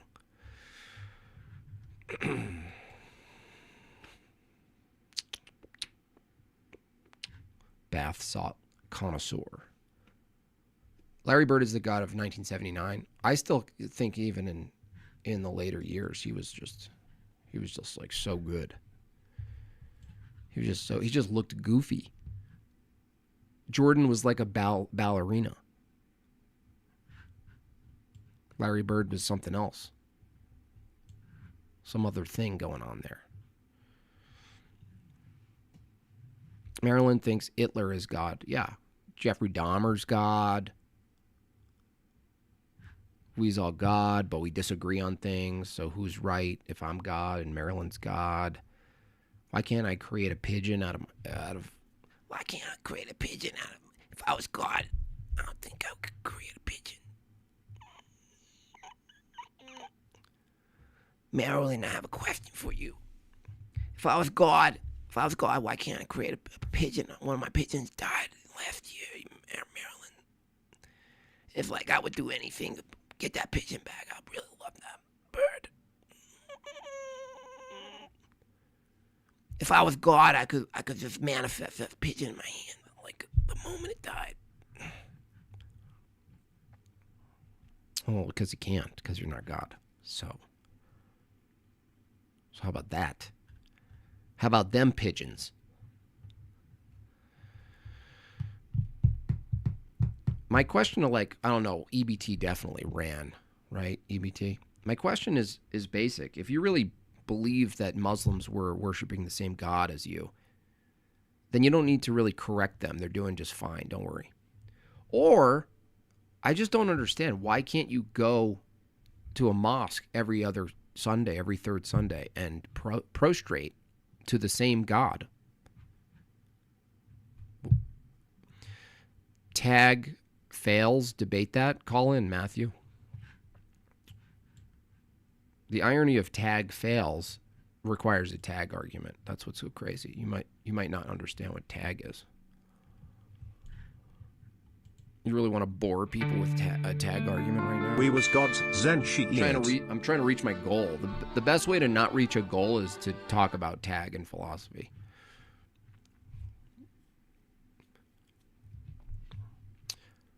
The Who goes for Gabriel too, because that shit was a demonic possession in the cave. Regardless of what occurs and what kind of revelatory experience, right? The Who definitely matters. I mean, the moment Neil accepted that the Christians hold that theophanies are part of their revelatory system, and that literally tells you that their belief in God and who and what God is are different than the Muslims, then they're not worshiping the same God. They disagree on who God is. How does tag?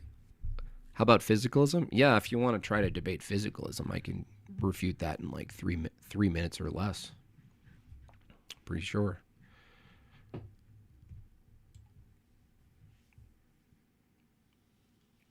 Not let Matthew. Is that Matthew? Who's Matthew? Don't let him on. Some people know who you are, apparently. Am I getting intel? Yeah, snooze fest. That's not the Matthew, though. That's not our prop Matthew, that's for sure. Who is Matthew? See? Annoying Matthew in the chat. Based on Neil's view, annoying Matthew in the chat is referring to prop Matthew, but it could be another Matthew.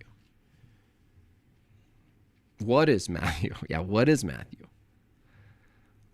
What the heck is this crap? A debut review? I wish debates were a little more exciting these days. You know what I mean? I just wish there was a little more they could offer right now. Who is me? What am I? I'm a what?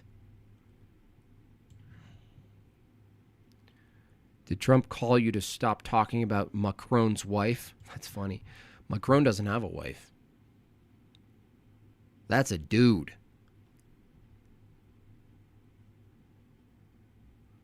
We tried to talk last week. Oh, you're that guy? You're the other dude? Oh, you were the dude in the chat. Yeah, physicalism is trash. That's what you're down for. If you're down for it. Oh, I gotta pee so bad. Drinking so much water because it's so hot here. Problem is my bladder. My blat's exploding. I'm gonna pee my pants. I'm gonna pee my pants.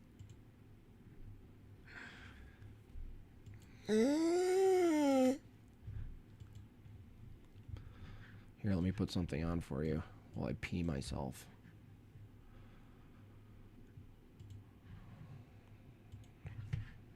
Here.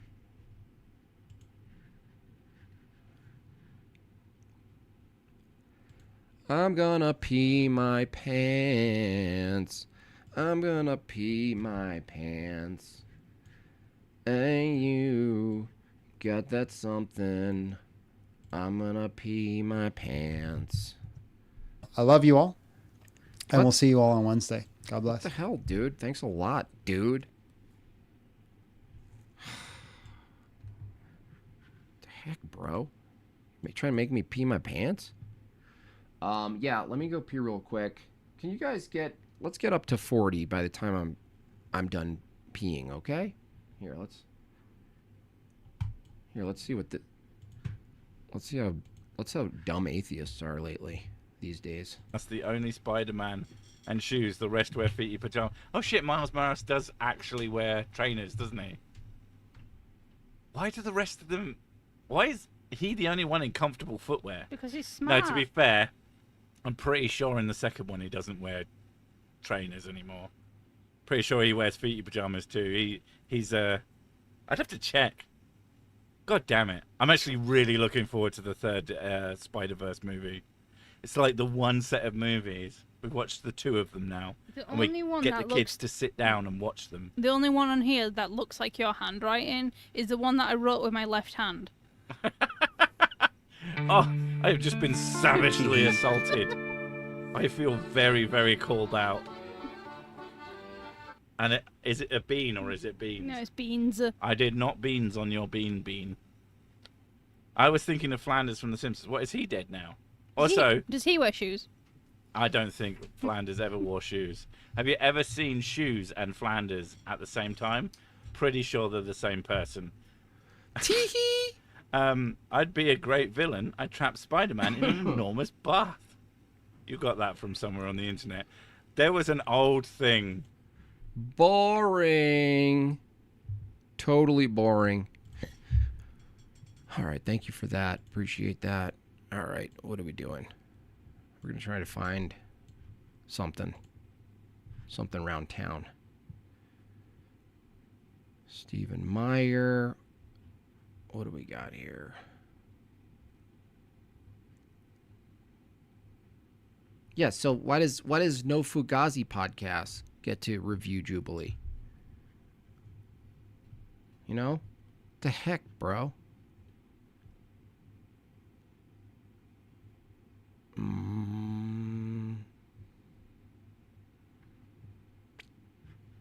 Anywho. That was punishment? Sorry. I'm sorry. I thought maybe they would say some really stupid things. You guys would giggle at it. But apparently not.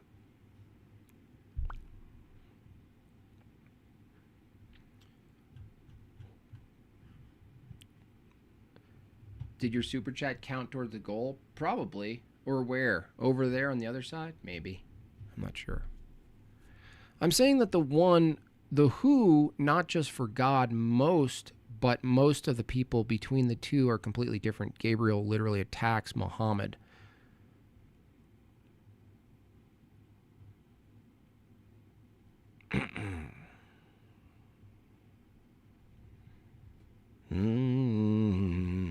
Any something. You can stream. Why don't you just call in? Hello, listener. You know what I mean? We might as well get on the fly takes from Hello, listener.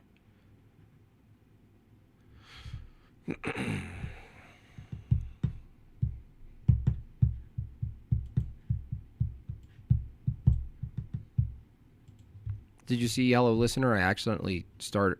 No, I actually didn't. I was signed in as Ortho Thugs. That's what happened.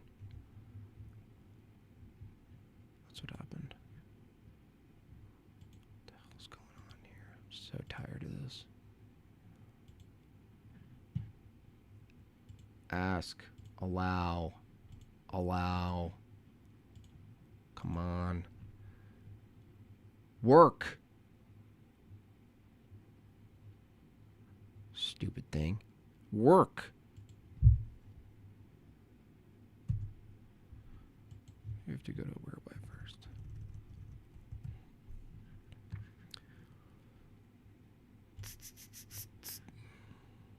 Marilyn wants to call in? No, Marilyn.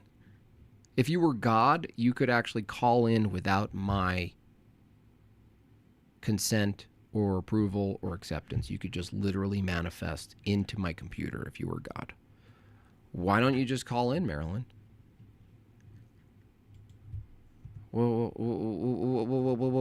What happened? Merlin. More like Merlin, am I right? Fart alone. Never do that. That's a waste. Funny that most of Muslims also specifically refer to God as from Allah when talking. They want to create separation from Christian concept of God. Yeah, it's kind of waters it down. And you shouldn't be friendly, with Muslims. I mean, I'm saying you could be nice to Muslims as people, but like Islam is very terrestrial. Just got off the treadmill, so I'm not as fat for DebateCon 6. You thinking about going? DebateCon 6? Is that MDD? Probably not. I'm actually thinking of just quitting. I'm thinking about quitting debating. That's what I'm thinking about.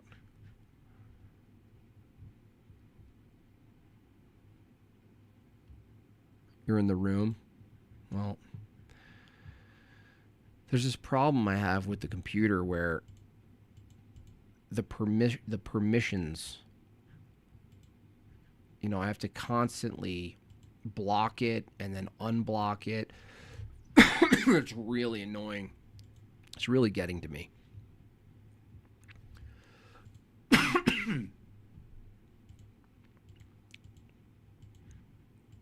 It's getting on my nerves.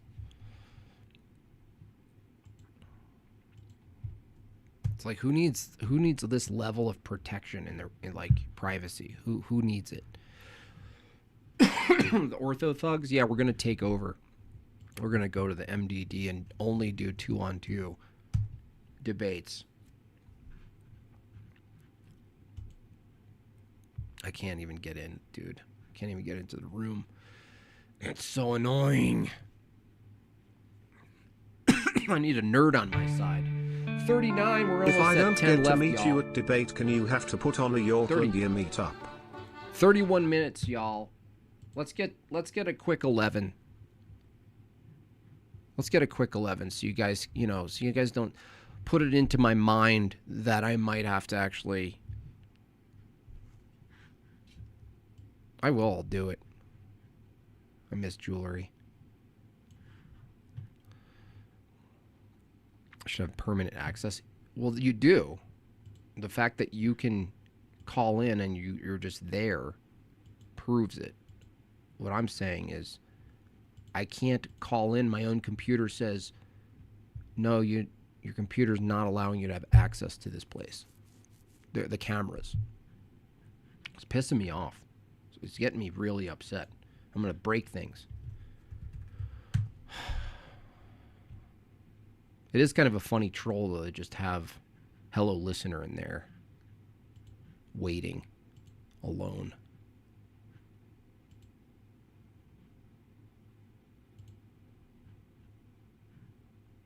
There he is. Oh, there he is. Hold on. Let me do this.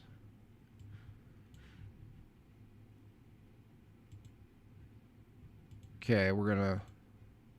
Can you hear me? They can't yet, so let's get you in here.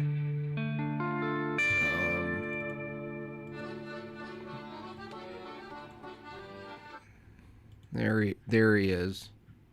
Scary is. No, you don't get to this time, so.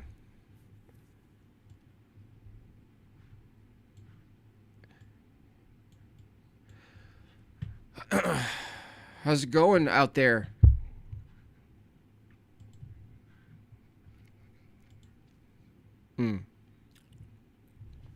Oh, man. Damn. Sorry, Maria. That's a shame. Well, at least you're better. I mean, because we need a lot of energy for this coming Thursday, wouldn't you say?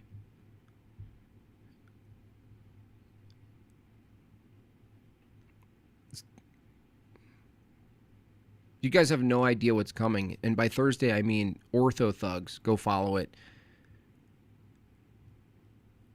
It's gonna be wild.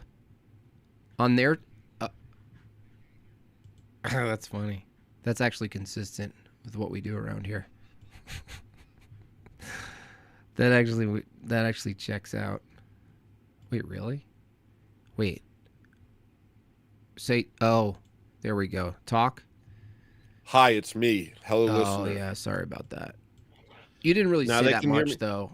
I mean, what was the most important thing you said? I don't know. Maybe close up on my forehead more, Jimbo. You want that? I see myself on my phone now, and Don't look at yourself. What are you doing? all right, sorry, it's hard. You ever like FaceTime someone you love and realize you didn't look at them once? You just looked at yourself the whole time. Yeah. Just staring at yourself in your face. Yeah. I hate that. I feel like such a piece of garbage when I do that.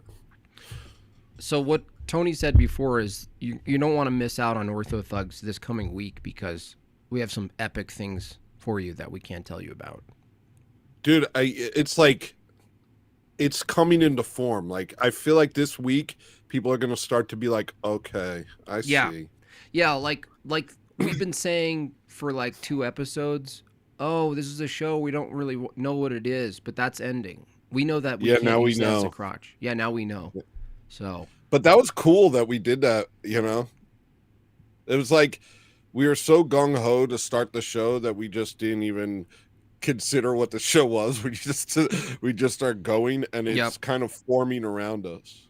yeah, it's great. And it's also like last show specifically showed, well, there's a lot of room to throw some things in here like a skit, and I think that's what people are expecting. They're like, there's no excuse for say it, Jimmy.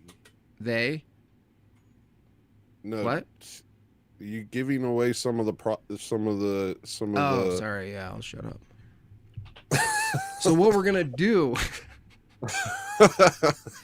So listen, here's what we got in mind. Okay, just go follow it. Just go follow it. Man, did you hyped. piss off your barber today? Me? Yeah, they're already going after you. I showered last night, so this is a pretty good hair. I was in the sauna. You look like you got licked by a dragon. I just made a song about being a dragon. Oh, nice. Nice. Is it out yet? No, I was going to play it on my stream later today. Oh, you're going to stream? I was thinking about it, but I wanted to wait till you were done. Well, I have 10 more super chats to go, so. It's called Everyone is Gay. I already wrote a song called Everything is Gay. Oh, sorry. Well, you know, I don't know, Jimmy. We're just kind of intertwined somehow. What the hell, man? You want the other names of my songs? Yeah, go ahead. Read them off. I don't remember. What are they? Shirtless or sleeveless shirts. Shoulderless punches. Shoulder. I ain't got no shoulder blues. I got no chip on my shoulders. I ain't got no shoulder for a chip to be on. That's right. Yep. JB is the what? Tony is the who? Their Nirvana song? Is that our Nirvana song? Yeah, I literally sample that Nirvana song. Did he shower with dog spit? Ooh, brutal. Wow. That's like. I'm doing my best. Wow. You know, a lot. There's all different types of people, and one of them is me. And the way I do it is fine. The way I live is fine. Yeah. And no, there was no dogs present. Well, there was one in the bathroom staring at me, but don't worry about that. That's important. Well, when Orthothugs becomes extremely successable, and it's your full-time job,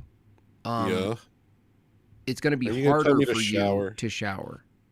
Huh? You won't. It's going to be harder for you to shower because you won't necessarily need to. That's true. But then my wife won't have to work, and then she can force me to do human things. Like mowing the lawn? Yeah, like she'll be like, you have to do a thing. And I will, probably. I mean, sometimes. Yeah, I have to do stuff today. I have to fix a door threshold, paint a wall. You're so real, dude. There's a lot of house stuff I got to do.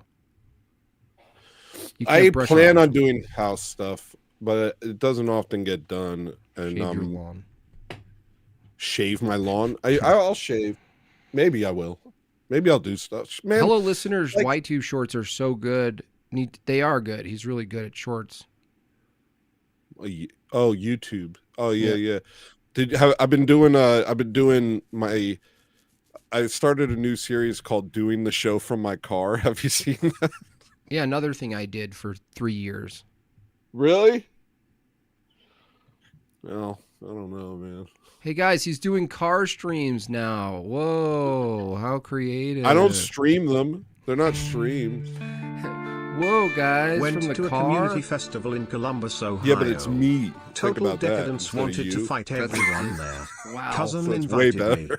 I should have wore a Die Hard 3 sandwich board sign. I ate shaped fakes. Big cities are dead.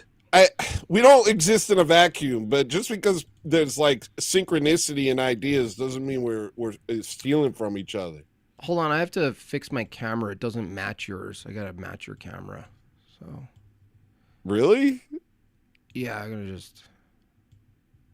How can you match what's happening on the side of the screen right now? This is pretty much matching your camera quality here. There we go. Let me see. Hold on, I'm waiting for it. I'm doing pretty good over here. Guys, I'm sick. I've been sick. Been sick. I'll leave. I don't need to be here. Guys, I can work on my songs. It's going okay. At least my teeth are still white.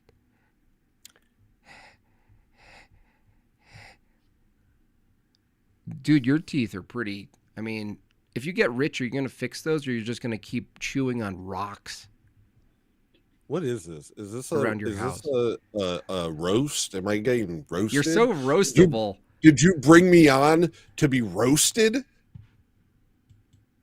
I mean, you're kind of roastable.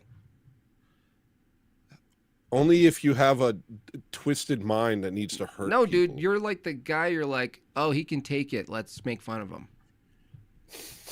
I'm glad I give that off. You know, I'm you're pretty like- sure I'm an emotional wreck, but sure, go ahead. Have you considered starting pickleball? What is that?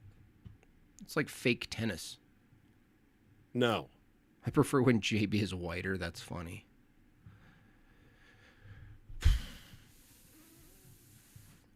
I can't see you. It's not fair. You guys have 20 minutes. Can we meet the goal so I can look? Me and Tony will do a goal off if you meet my goal. Is Goloff a character on something like Lord of the Rings or like Goloff? what's that? Huh? Goal off instead of Gollum. That's actually funny. Where it's just a goblin who screams goal. I don't think that's funny, but there's I think it's funny. Agree to disagree, but maybe there's like a character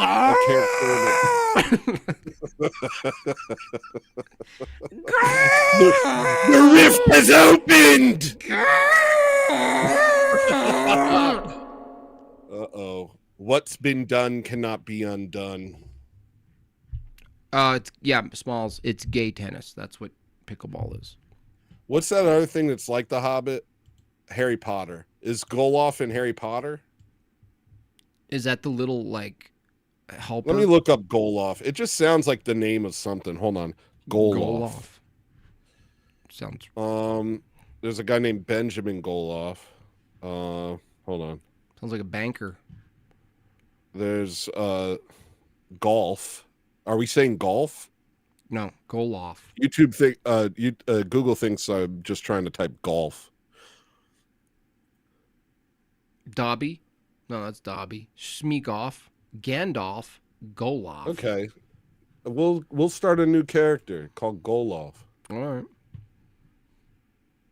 You gonna check that out? Get that mole checked out. I really don't get it. I look in the camera and I see a smart, attractive, handsome, talented man. I don't see anything roastable at all. I genuinely am baffled when people roast me. That's my actual feeling when people roast me is bafflement, befuddlement. I'm like, me?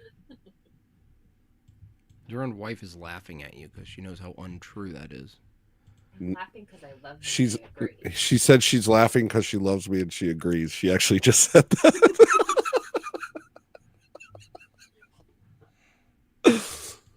So try again, Jimothy. Did you install that towel thing? Mm-hmm. Did you install the pitch thing? No. You mean auto pitch? No.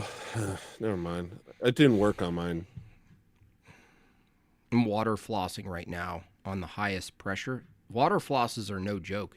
Dangerous loaf of bread. I have one. I hate that. I hate water flosses. I can't use them. They're like agonizingly painful. But you got to clean out that section though, like where the gum sits over the tooth.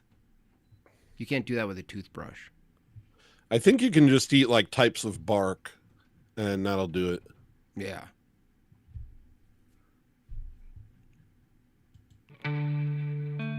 Marilyn really confuses my brain. Did you get that video? Marilyn and Distinction, I think, are going to go out on a date, I heard. Really? Yeah. I want to start a thing called Troll I'll Dating. tell you what, Distinction does sound like he's not the stepdad, he's the dad that stepped up. You know what I mean? We'll see. We'll see. I mean, Distinction's got nothing on Sarcastic Warlock guy. Now I like Distinction. Well, I haven't heard him. Was he on today? He was on the other day. It was terrible. Sarcastic Warlock. Mm-hmm. I mean, think of. I think you can kind of tell by the name what he's bringing to the table. Right. What is he, like an atheist? Yeah, ish. I mean, he was talking about fruits of the spirits, but then he's probably like a Unitarian or something like that. I don't even care anymore. Yeah, I heard you earlier. You're like, I want to retire from debating. I'm glad that I'm like a part of that. Of retiring? Yeah, so that you can enter? just sneak me into all your debates. Let me delegitimize all of it, and then let's go party. Let's party. Yeah, he's a delegitimizer, Tony. He's like a cooler, you know, and they used to have coolers in Vegas. Tony's the cooler for debates. Yeah, once my face is on there, the whole thing seems absurd. Yeah. How's that happen to everything you show your face to? And I have an inner feeling of absurdity towards most things. Oh, matches face size? It might be a good idea. Yeah, that's a good idea. Match my face size. Your actual face size? I don't know if I can make this big enough. I don't know if that technology exists. We lost the technology. That was lost with the moon landing.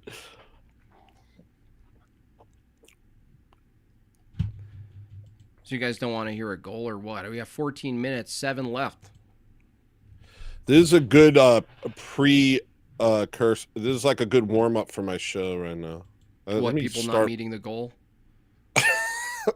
No, just, kind of talking for a little bit, having human interactions. It probably helps. We'll see if it helps. Yeah, don't you have a don't you have a segment called Interaction Spastic something? Interaction practice. Damn it, Tony, you start off yes, with such Jimbob, and now but I haven't done it for a while. I guess I could record what the heck, bro? The stuff I did with Myron, Chuck, and the stuff I did with you on Friday, and play that on Interaction Practice. That'd be pretty good. Yeah, that's I mean, a pretty I'll get good you idea. your footage, I think, today, because I think it saves to my StreamYard. So that was the other place that saved. Oh, sick. So okay, you can source that. I mean, you should definitely. I think we should use that for some of Thursday, though. So don't. We'll use it for we'll use it for Orthothugs first, and then I'll pick at the bones on my own stream. I know my place. Yeah. Pick at the bones. Yeah. Speaking I'll of, I'll see what content I could get from the marrow. I'm pretty sure you should be able to break 1,000. I mean, what are you, just under 900 now? Yeah. I wonder if people think your channel's too weird, but if it's merged in Orthothugs, everything you have, it's like more controlled. Do you think that's like what happens? It's like a dog that gets tamed? Yeah, but I'm not dog, and I'm nothing like No, one. I said like. Yeah. Yeah. Is it like that? I do think that. Like when we're on Orthothugs, it's like, I don't know, your stability is helpful. It's crazy that I'm the stable one. Yeah, I've never been in a situation where that wasn't the case. I don't know if you guys watched the last episode, but Tony told me, sometimes I'll just lose it and have a breakdown, and then I'll erase everything. I'm like, yeah, you're supposed to tell me that before I give you full access to the Orthothugs channel, but I guess that's part of the fun. I would never do that. Good to see you, Tony. I do it to myself. I'm self-destructive. I'm not destructive to other people. Nice, that's good. I mean, that's not good, but it's not good. You're like, it's not good. It's good for me. It's not good. 45. Got 5 more, y'all. 5 more in 12 minutes. I'm gonna turn off this logo, man. It ain't even being presented properly. I mean, no, you could, if you want. If you want, you could just be the only one on camera. On your show? Yeah. Hold on, let me put on a hat. There. That makes it better. Hold on, let me put on a hat. Hold on. I didn't say be. Oh, you're going to try to do the impression of me? Go ahead. Yeah. No, do Try? it. No, I'm going to nail it. No, you guys send. Okay, this is good. For the last super chats, you give Tony, we need 5 more. You give Tony Jimbob lines, and he's going to say them, trying to impersonate me. Hold on. Hold on 1 second. I'm doing something, and it's fine. Don't worry. And don't be mad. Shoot! He's just ignoring. No. He literally takes over someone's show and then just says, sorry. I'm gonna do something else right now. Go Texas. Good to see you, Tony. Gold taxes. Well, those aren't. Thank you for that. 4 more. Okay, here you go. Ready? We need to hear his impression. Hold on, I'm trying. Okay. Bespoke. No, that's not big. No, I know that word. Diminutive. No, I know. Efficacious. It's not efficacious to have a pogrom.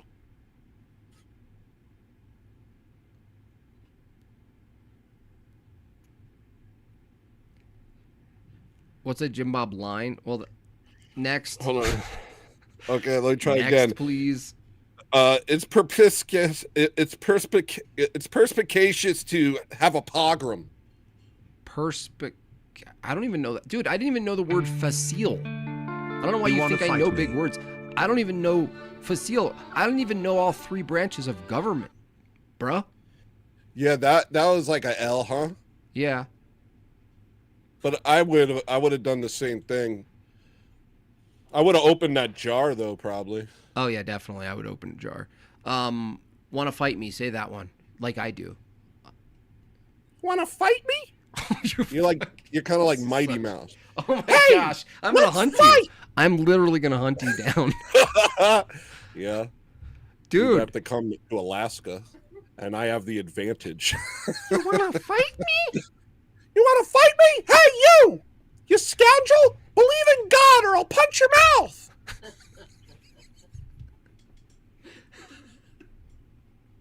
Pretty good. This is why I'm quitting debating, because that's all you really have to say. Why am I saying anything else? Yeah. That's can I own that Stream Deck asset? What you just did? Come on, dude. Of course. You want to fight me? I'll punch you right in your atheist mouth.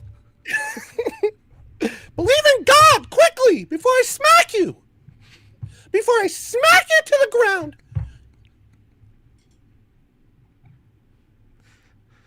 I'll invite you into my olive grove and I'll hunt you in the night. Is that something you would say? Kind of. It would be detailed. I have very detailed threats. It would be quintessential for me to pogrom you. Are you kidding me?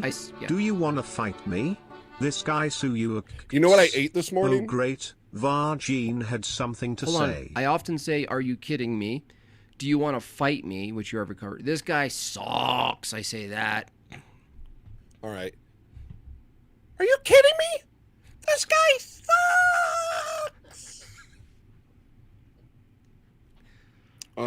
You want to know what I ate this morning?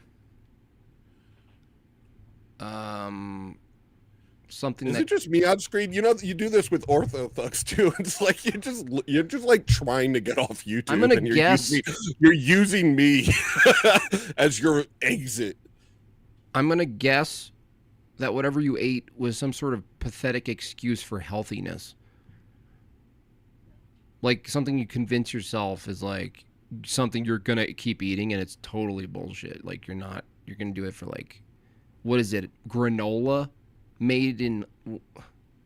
Go on. Sorry, I added a lot there. No, that's fine. That's fine. Continue. Here, I'll do an impression of you. You know what I ate this morning? Guess what I ate this morning? No, you're more like, you actually would be Goofy if I'm Mighty Mouse. You know what I ate this morning? Hey, Jimbob, you know what I ate this morning? JB impersonating JP. Yeah, Go on. Yeah, tell us. Sell it to us, actually. It's kind of weird. Maybe one of the weirdest things you'll ever hear in your life. Ew, no, dude. I bet you've eaten placenta. I think I had a placenta Yep, pill. that was a long pause, baby. A pill. I've had a pill before. Don't take the placenta pill, people. Stop at the red pill.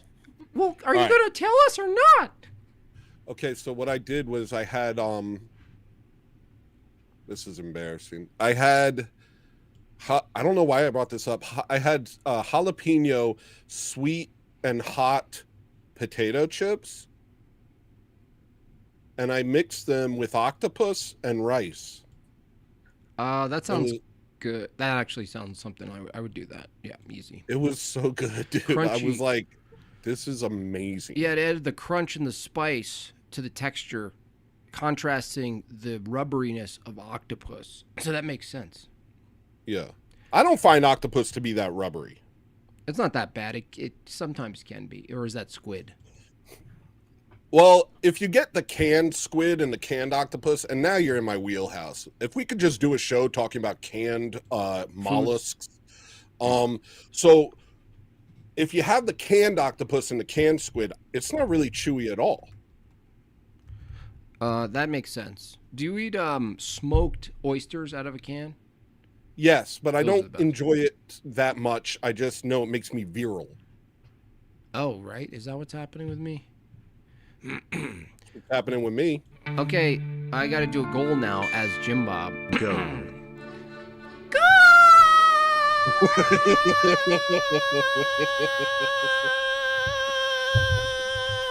Nice, dude.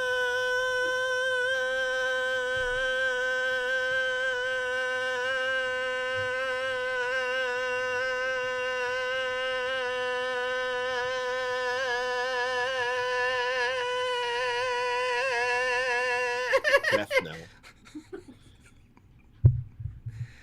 That's his swan song. Sorry about that, guys. I'm sorry you had to hear that in Mighty Mouse's voice. You know, I made a meme once and a T-shirt. It was called Whitey Mouse. It was just a white guy who was all like, "Yeah." This is weird because I'm like going deeper and deeper into like parodying myself and my own opinions as I go. Like the longer I do this, the more I take all of my like really deeply held beliefs and just lampoon them and make a joke out of my own ideas. And it's like, I can't help it.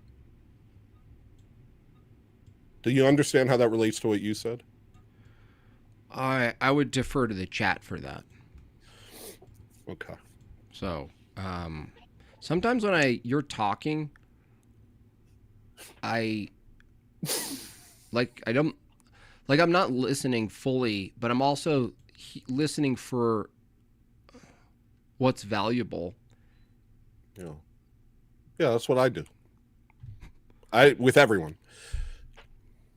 But then I also think maybe you're about to say a joke, so I wait, and I'm like, oh, he's going to tell a joke to the audience. And then when that doesn't happen, I go, oh no, what did he say? Was he actually talking to me? That's good. That's a good foundation for a team. It could be. Yeah. Because, do you think you listen to me better than I listen to you when we're like on a stream? No. But here's the thing. We have a little bit of lag and your voice takes precedence if we both talk at the same time. Hell yeah, it does. It really upsets me and I don't like that. Well, but I wish you're a control you could freak. hear us both. This is Orthothug's good for you because you're a control freak. How do you already know that? Because you're a musician who can't work really with people. Right? I've worked with people. I just prefer not to. You prefer not to? Yeah. Really? What do you mean? You prefer not to work with people? Yeah, this isn't a personal thing. I enjoy doing orthothugs. Do you think working with someone brings out something that's impossible that you couldn't do if you were working just with yourself? I just think it's gay. Making music with other people is gay.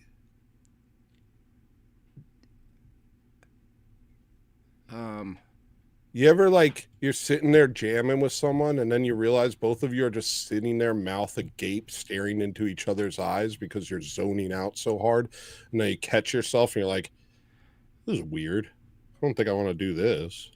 I definitely seen players do that, and then I'm like, I don't want to jam with anybody ever again. because I Yeah, saw yeah, it. exactly. Like, I don't want to make music. Also, you know, like I've been hired a lot to make music for other people, and they have no idea what they want. They have no idea what's good, and they want me to make their bad thing. And then it's like, oh, cool. So now my name is on something that sucks. And if I make it good, it's not the way your limited understanding of art prefers it. Wow. So did you go to art school? No. Hell no. Did you go to school? No, I never even learned to read. Did you go to a community college? Technically, I did. Technically, I did for a minute. For like a minute, I went to college when I was 16. I graduated early. How did you? But did you start Hello Listener while you were still a liberal because you thought NPR would pick it up? That's kind of funny. That's kind of funny. I started Hello Listener when I was in Philly. In fact, there might be a sidewalk in Center City that has it written into the ground somewhere. Or not Center City. Somewhere east South Street. Somewhere on the east side near South Street. There might be a sidewalk with Hello Listener written in it. Oh, were you going to be a graffiti artist too? You seem like that vibe. That sucks. I did what I used to do in Philly is I had a bunch of those tiny Sharpies. Yeah. And I would put them on a keychain because they had like keychains. And so I had like an entire assortment of Sharpies. And sometimes I would just draw on things, these elaborate drawings. But then one day there was a giant poster on a bus, and it had this Mexican man with angel wings, and it said terrorismo ? Question mark, upside down question mark in the beginning, normal question mark at the end. And I just thought it was the most captivating thing. And it was me and a bunch of colored men. And I ripped the thing off the side of the bus for myself because I wanted it. And then I wrote my name with one of the Sharpies on the thing. And this old colored gentleman said to me, "Do you know what you've just done?" And I was like, you ever get in one of those in-between states where you don't know what you feel? Mm-hmm. I was there, and can you make it so like, you guys have are no face idea to what you've face? just done. And then I got robbed at gunpoint when I left the bus. Gotcha. That's a lot. And so then I was like, maybe I shouldn't do like defacing property. Yeah, that's probably not a good idea. Was there ever a time where you looked at your wife and you said, "Hey, babe, we should buy an Airstream"? I don't know what that is. Oh, don't we have one? No. What's an Airstream? It's like a hipster trailer that you live in, like those cool looking silvery trailers. Oh, that's always been my plan, to eventually live in an RV and go and not live in a house. I always wanted to do that. I've always wanted to live in a trailer. It seems like it'd be a lot easier and less expectations on you. But she's a highfalutin Long Islander. She won't accept that sort of life. Yeah, I mean, why would a woman accept living in a trailer? I don't know. Be humble. Shut up. Just do it. I mean, at first, maybe. Once you have kids, like, the woman wants to make a nice home. Yeah, but that's like a very like modern westernistic idea. Like, I think most people in history would be pretty happy with a trailer on a large piece of land. Most people in history? Right? I mean, give somebody from the 1400s a trailer on an acre of land, and they'll be like, oh, running water? What is this? Yeah, they would be blown away. But I mean, how much are you supposed to take modernity today and go, you know what, I'm just going to do everything the opposite of modernity because the history of humans would probably have preferred it at some point in horrible times? I don't know. If you think about that a lot, it gets a little confusing because it's Yeah. like, you know, part of me, I'm a very much a 21st century person, and there's like a feeling of like, gosh, I've been like basically raised in comfort and luxury, and if I think about that, I get pretty upset actually. Comparative luxury. Do you break things when you're upset? Yes. Like you kick or throw one of your stress balls at something, or Don't have stress balls. But yeah, I've broken everything. I've broken everything. Even birds want a nice nest. Even birds want a nice nest. That's true. Even birds want a nice nest. You call my wife a bird? Yeah. All right. I'll take it. Yeah. I see you heard me. So intimidating when you do that.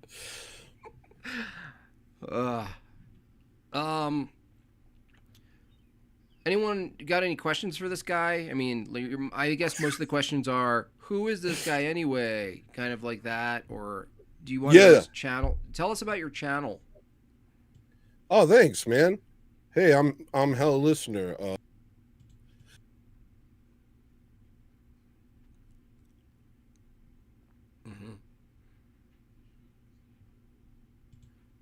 Is second, and then Jimbob's is third. Oh, okay, cool. So it's Hello Listener. It's spelled exactly how it sounds. You didn't need to do anything there. Yeah, you could spell it one way. You could. Yo, that's weird, dude. Did you know that if you separate ortho from thugs, we don't show up? Yes. That sucks. Megan told me that, and I was like, "What's that? Why? Can some nerd tell me why that is?" Some like SEO. Put some tags in some of the videos that have the word separate. But maybe thugs. If you type thugs, then we get like a channel. Yeah. Well, the thing is, I started a Instagram account, and I was trying to name it Ortho Thugs, and it wouldn't let me because of thugs. So I don't know if YouTube has a lingering thing against not finding the word thugs on its own. That could. But I heard Instagram was like fully colonized. Like it's basically the most racist, sexist, anti-Semitic app on the internet now. On the isn't market. It? Yeah, it's like 4chan with pictures. So how are you not on it then? I have like, what am I going to do? A bunch of things? It's I got a lot. I got enough. I hate having a bunch of things. Where now this, now like it all. It's ridiculous to me. You mean I have like a Twitter accounts on different things? You mean? Yeah. Yeah, it sucks. I'm not doing that. Like if other people want to post my stuff on the other what are they called? Like platforms, they can. I don't care, and they can even monetize it and take the money for themselves. I don't care. Screw says it should be named Ortho Hugs. It is. The T is just the cross in the middle. I got a question Oh, for Big wow. Tom. Do you It's sometimes ortho get so cross lost in your hugs. art/music/projects that days go by and you That's forget cool. that male seahorses get pregnant? Dude. He just turns into like a 2011 sitcom character. Dude. Like Jason. What's the guy from How I Met Your Mother? Yeah, exactly. Dude. Jason. What's Jason Segel. Seagull. Eagle. I got a Beagle. question for Big Seagull. Tone. You got a question here. First question Okay. for my guest. All right. Do you sometimes get so lost in your art music projects that days go by and you forget that male seahorses get pregnant? That's oddly specific. That's very specific. The first part, I was with you up until male seahorses. That's not an important piece of information to me that I need to return to often. I understand. I haven't thought about that in a while. Do you Let's know not that, even. I think that's one of those things I choose not to think about. Do you know that platypuses are venomous? Yeah, that's cool. So are Komodo dragons, but it's not venom. It's toxic.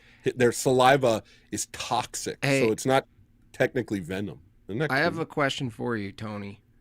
Okay. Let's imagine you're like an uncle, and there's like a 5-year-old nephew or something, and let's pretend you believe in evolution.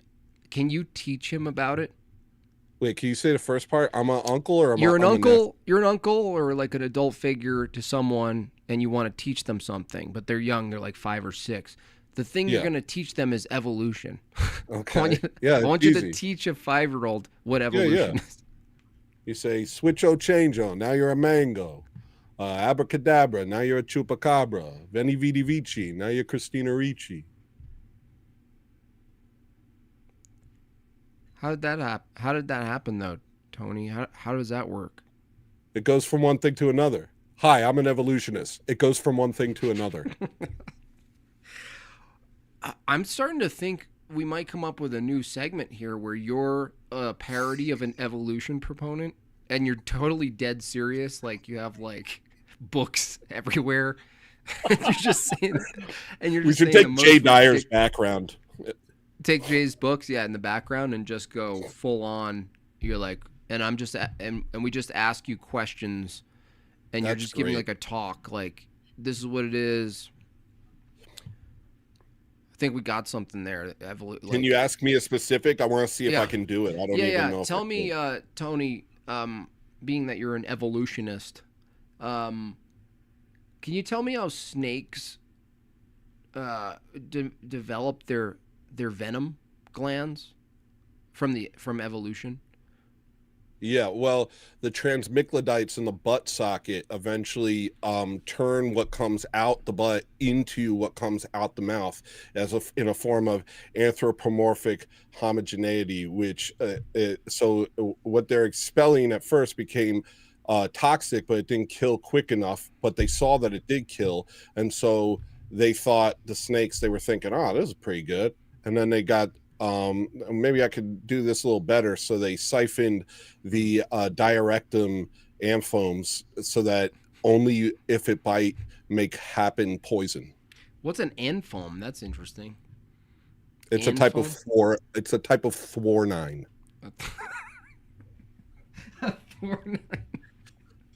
Thornine.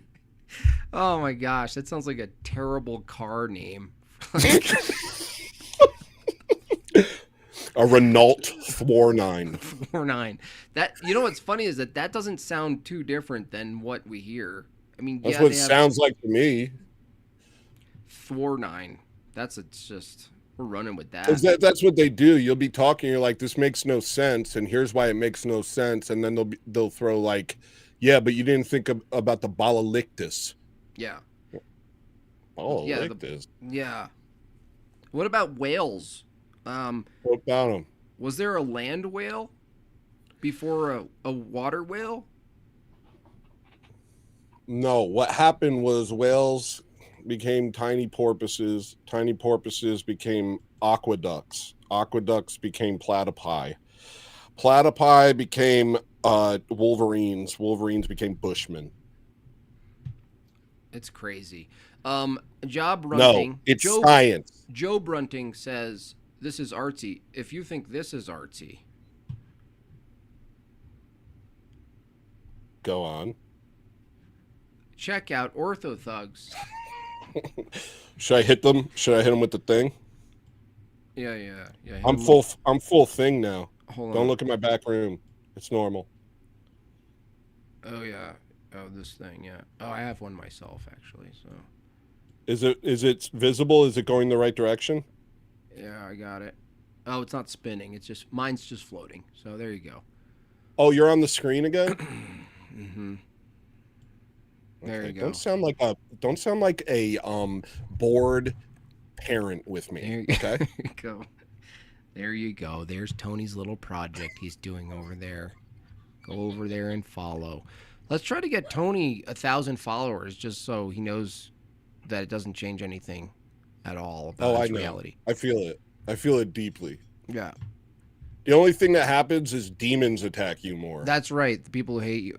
That's weird. I understand how I would get attacked because they think I'm literally Mighty Mouse yelling at them. But you, I'm not sure what you deserve getting attacked at this point for. Oh, I get attacked by literal demons. Oh, your own demons. Yeah, that makes sense. Listen, that lizard is your like uncle. last night, I was going to talk about it on my show today, but something really this is like a new thing that I get to deal with, where sometimes in the middle of the night, I'll wake up and I'll be like hallucinating and hearing voices in the middle of the night. Like, what are they saying?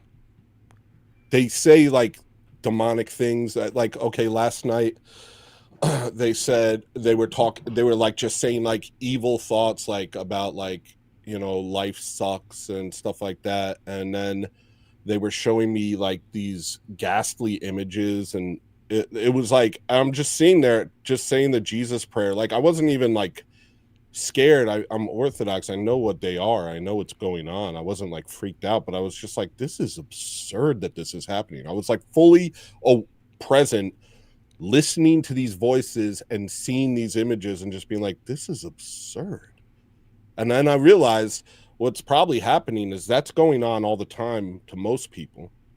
They're not recognizing that as from without. Does Tony's demon most of the time you can't recognize them anyway.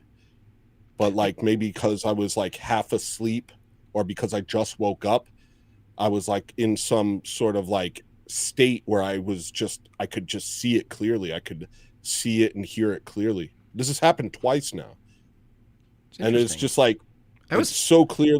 It's so clearly demonic. It's so clearly demon. I was once attacked by by a demon myself.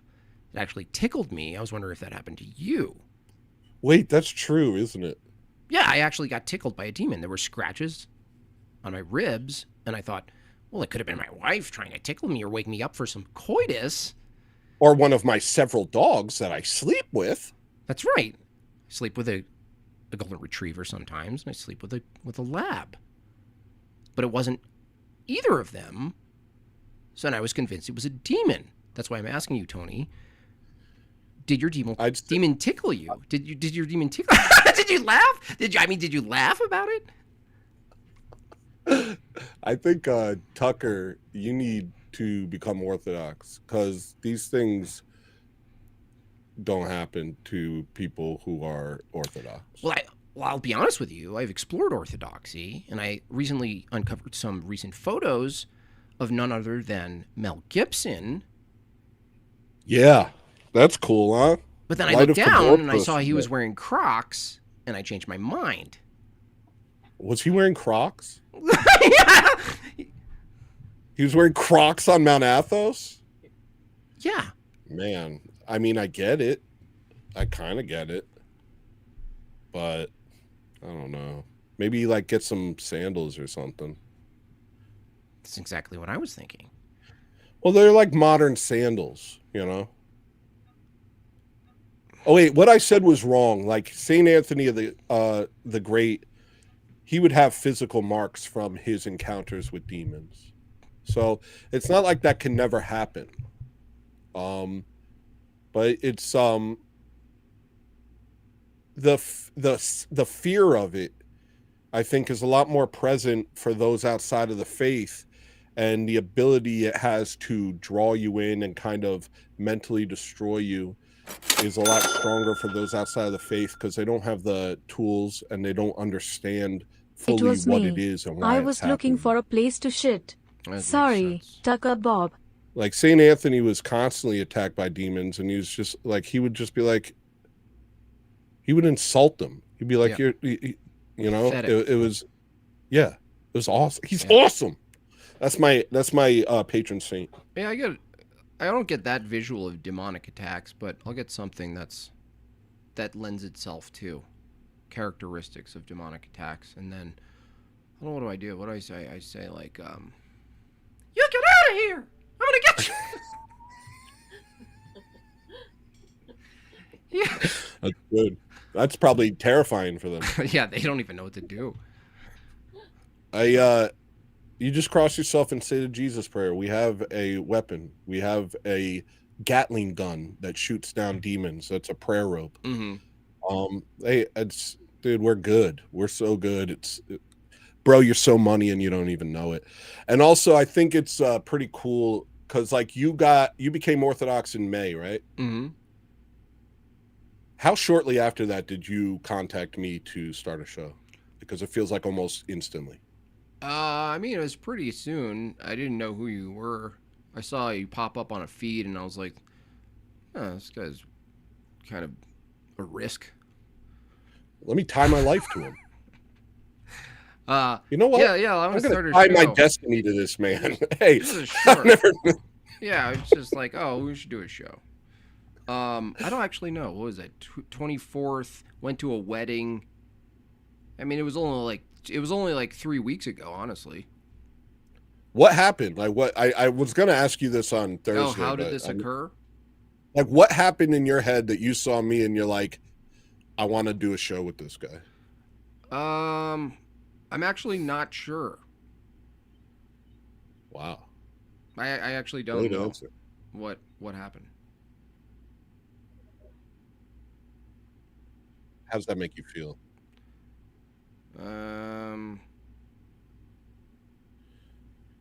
Like that it's in our hands. I think it's in God's hands. I honestly see it as like a divine thing. You don't know how you found me. Oh yeah, I think. You don't know. Yeah, I think I don't. You don't know what.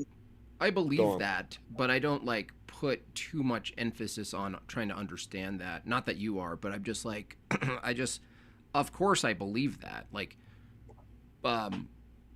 baptism usually is paired with some sort of attacks, and then there's some sort of maybe I'm not saying every time someone's baptized, but it does make sense to me that if you're baptized, that if your ground is like fertile for growth, that'll like sort of unfold. So that's what I think. Well, I don't tie myself to people that aren't Orthodox, you know, like right. I would never do that. And so it's kind of crazy that you became Orthodox and very shortly after contacted me to do a show. And it just, I don't know, it seems so like, I don't know. Maybe I shouldn't think about it too much, but it seems very no, I think it's what you think it is. It's just like, you know, there's something going on there that I can't fully understand fully. But what I do know is that when people have gifts, whatever the gifts are, you of course, if you're Christian, you're to use your gifts to glorify God. You're used to point to the truth. So it's kind of fun. I think that's maybe what happened. I was like questioning, okay, what are my gifts? How am I using them? So up to this point, it's like debating and mockery and, you know, humor and creativity. It's all mixed up. But then I was like, well, there's got to be even a more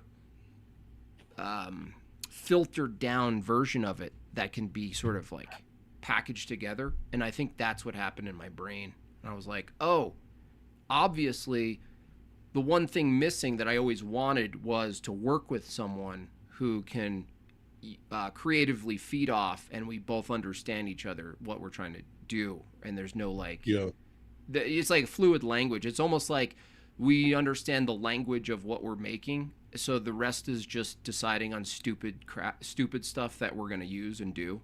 But we're not like, there's what is the word? Fluent. There's fluency. There's a common language, simpatico. Right. I think so you felt like a spiritual pressure to kind of go in a more in a lighter direction maybe as well. Yeah. That's great. I'm feeling that too, actually, you know.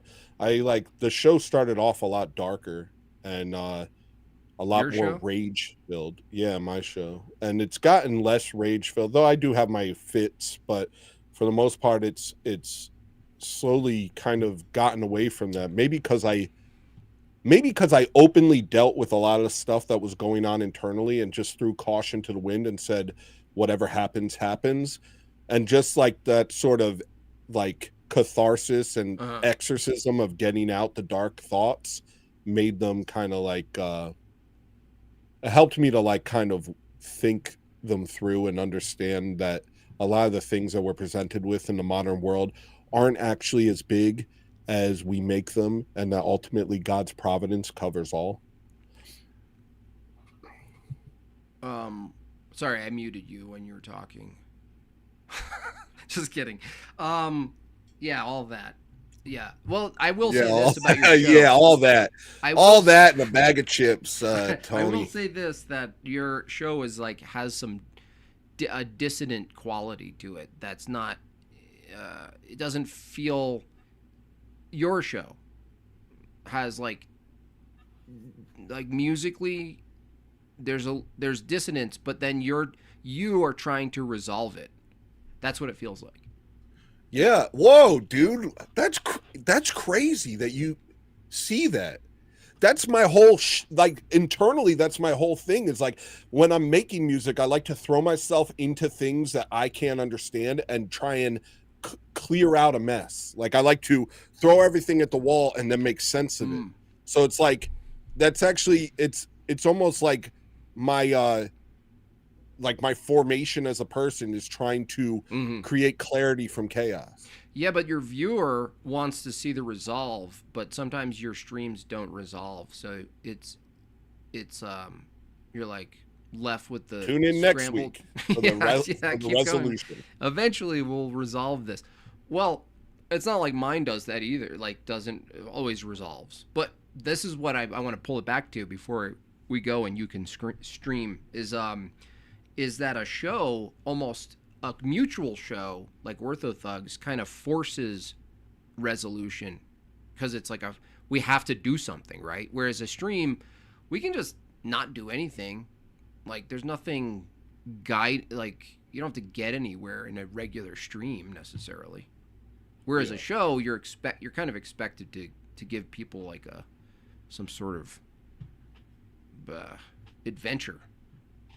Well, and we both feel that pressure, and it's like that's why this week's show is going to blow people's minds, is because every week we're just sitting there thinking of what we can improve, how we can make it better, how we can make it more interesting, how we can make it funnier, and we're just like, we literally like that's all we think about now is how to make Orthothugs better. And so it's like it's really a gift to have someone in my life who has the same internal pressure for greatness that I do. That's right.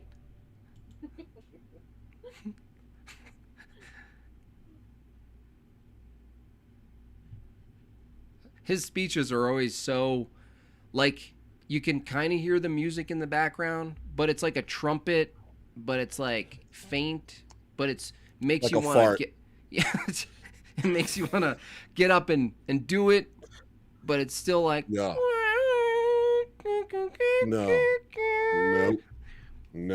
it makes you want to get up and go.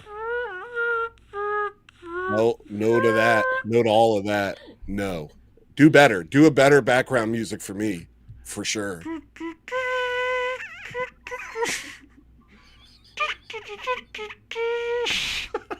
It's like a bugle, like a kazoo. Yeah, it's a kazoo. That's right. I'm like leading an army of children into battle. I didn't recognize this guy without the nose plugs. Yo, that was so fun, dude. Maybe Speaking we should of, say I have that to go for download that. I'm not. You can stream. I'm not even gonna set up. Thanks a for raid telling me. Thanks for letting me. You're allowed to. Thanks stream for now. letting me stream.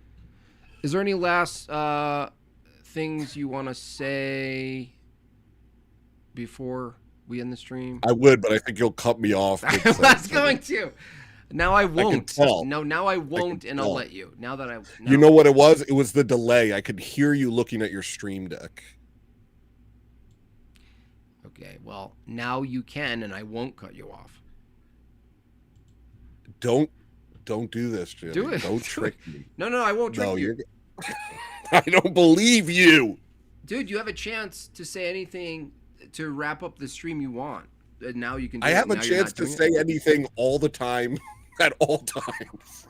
Not to the same people.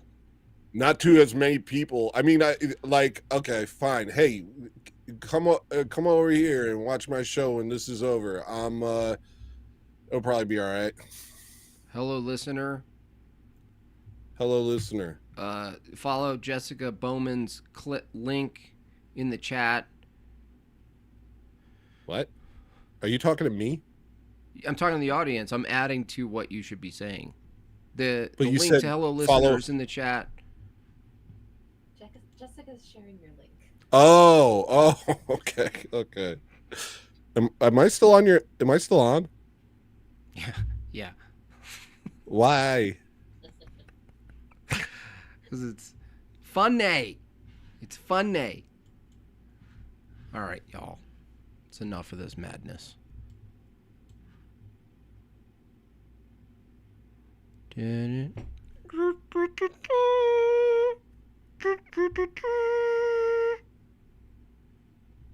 Someone asked, what was I before? I was raised in a pretty wild born-again Christian church. A lot of jumping, screaming, fidgeting, squirming.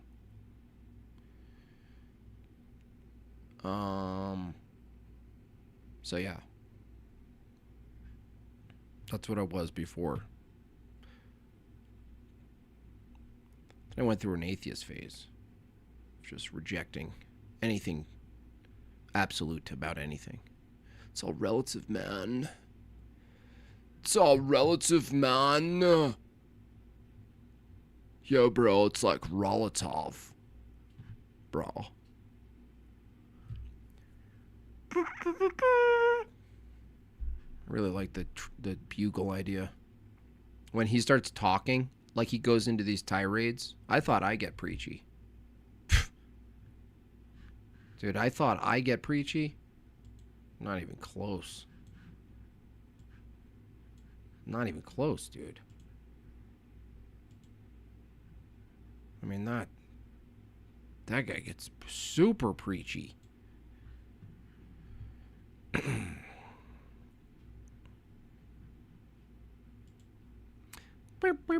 Can't believe I sound like Mighty Mouse. It's so pathetic. Makes me want to eat lunch.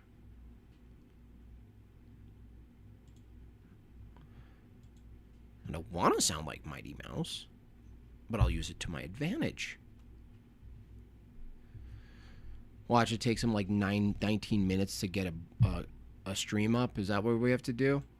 We got to wait 19 minutes for him to actually turn on his computer? Is that what's happening? Come on. I'm getting hungry, dude. Come on. No, he's just not going to stream. Too much pressure. All right, well, I'm looking. I don't see you there. All that matters and one thing you got. Now who won't leave you alone?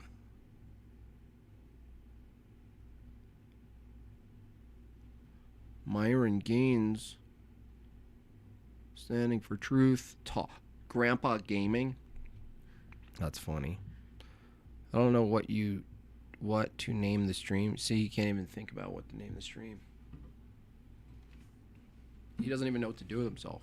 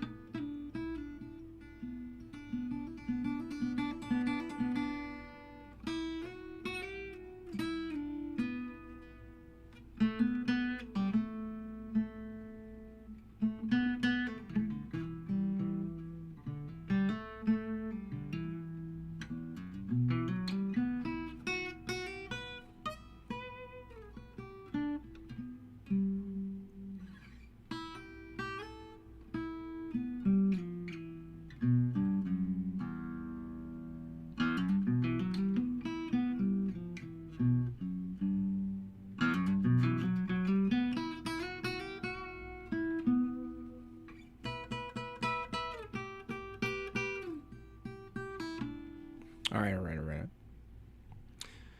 Is he there? The one thing you love, the one thing you got. Now you're gonna leave me alone. I still don't see it, dude. Is he live?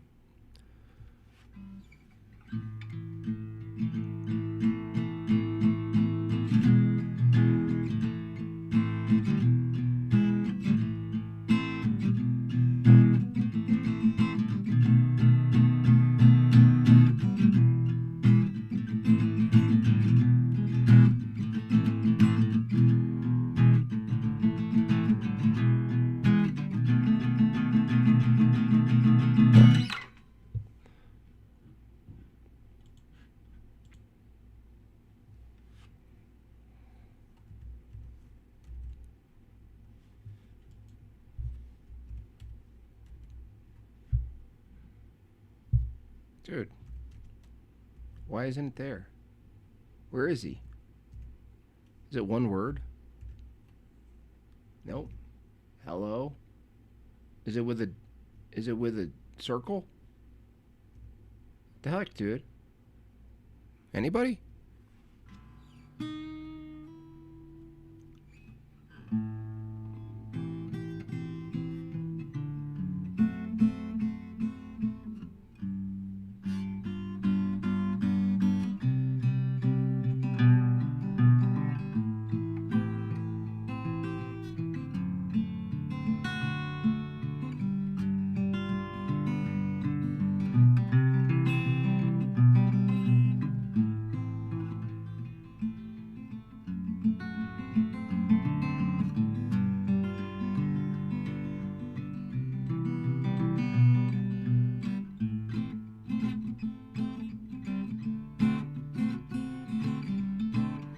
It's on the intro screen. I gotta pee.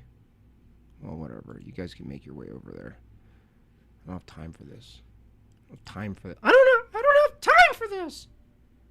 Damn it. Oh, it's the real hello listener. Oh, wow. The real hello listener. Whoa, so serious. The real hello listener. Whoa. Whoa, bro. Okay.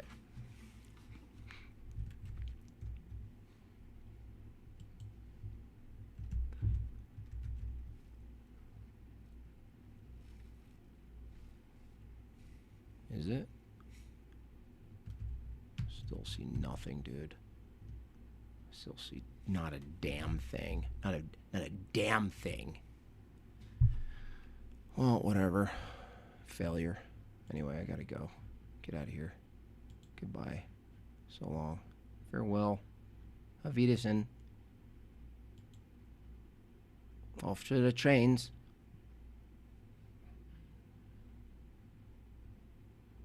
Adios. Off to the camps. Click the link. You guys just go over there. It's not working over here. I'm sorry. It's just not working. So I tried 3 times. Can't see it. So that's it. You guys are done. It's toast. It's over. I can't even end the stream here. What's going on, dude? Rocky Raccoon. Yeah. I'm learning it. Just got to get the words. Rocky Raccoon sounding good.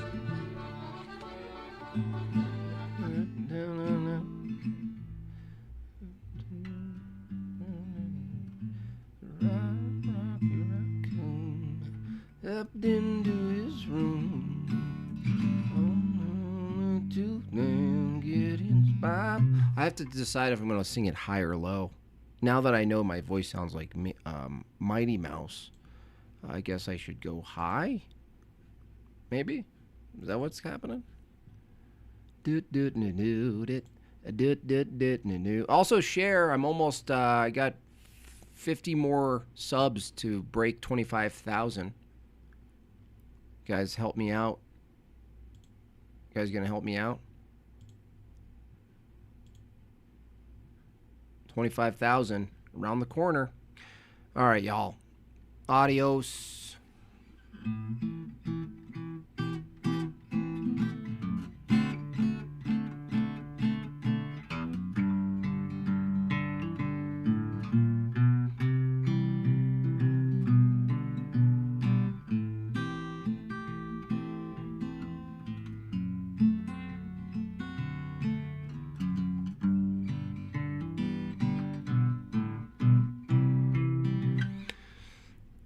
Rocky Raccoon stepped into his room.